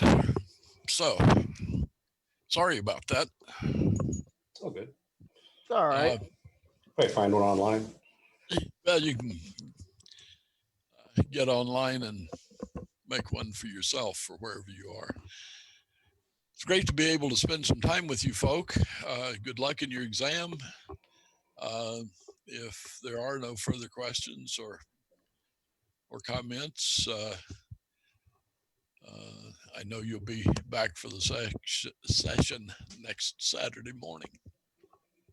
Know it. Thank you, John. Yep. Thank you. Thank you very much. Oh, I enjoy doing this. I hope I haven't given you enough extraneous information to confuse you. Oh, no. Oh, no. But overload. well, our club has this philosophy that you really need to study for the exam. Don't worry about knowing all the details and all the facts and how they got to this stuff. I think that's how most of us get through our exam and the process. When I first started out as a novice, they were asking questions like, what are continuous waves? And that was a question that had come out of the 20s when they first started licensing hams. And they had gone from spark gap transmitters, which were Morse code only, but as wide, they just covered a huge bandwidth and lots of interference in QRM. But I could not understand as a novice why Morse code was sent in continuous waves, because you sent Morse code by interrupting the waves. But what they were saying was you've got a single transmitting frequency and it does not splatter over to the ends of the earth. So it was continuous waves, and the whole exam was that far out of date. There was a mathematical question on my novice exam that says if you've got a 3% guarantee of your quartz crystal for your transmitter and you're ordering a crystal, how far from the band edge of the novice band do you have to be in specifying that crystal to make sure you're not outside of the band? And at least the questions now are irrelevant. Yep. Anyway, we'll let you all go, and thank you for your participation. And thank you, John. Thank you for getting your knowledge. Thank you. 73. Thanks a lot. 73s. 73s. 73s all. 73. And that is that. Okay, we're going to switch back over here. Hey, guys, thanks a lot for being here. Really appreciate all the participation. We had about 2 to 3 times as many people watching this morning as we did this afternoon. But that's, that's kind of common. I've noticed that with other classes I put up. A lot of people watch the first episode or the first part of it, and then I guess they kind of fizzle off afterwards. I don't know. So hopefully they go back and watch the rest of it and go get their license. But 73 to everybody. I do want to share a link real quick before I go. And it is, I should have had that prepared. Oh boy. Oh no, let's just do it this way. So we will be back next Saturday at 8, starting about 8:30 a.m. Saturday morning for the next part of this class. And several people asked today if these will be replayable, and yes, they will be replayable. So you won't have any trouble getting. You'll be able to go back into to YouTube and replay this session and replay the last session. So there's 2 sessions that were today, 2 different parts. Probably 2 sessions next week, I assume. We'll see. Might do a lunchtime live stream in the middle of it next week. And then after the fact, I may go back and cut them up a little bit and put them, cut some of the question and answer part out or something like that to where they're a little bit easier, a little bit quicker to watch for those of you who want to watch that stuff. So it's just it kind of gives you a different option here. So I would recommend, for those of you who aren't aware, I would recommend going and catching Josh's live stream tonight. And I'm just going to share that in the chat right there. He's going to be talking about some stuff, programming the new IC705. He does a live stream every Saturday night at 7 p.m. Central Time, 5 p.m. California time. And it's a really good stream. It's well put together. He spends a lot of time preparing for it. So, but 73 to everyone, thank you again for being here. Be sure to hit me up, kc5hwb@gmail.com. Let me know via email if you have any questions between now and next Saturday about testing they're doing, about whatever, about questions about the material. So 73 to all, and we will see you guys next week, if not before.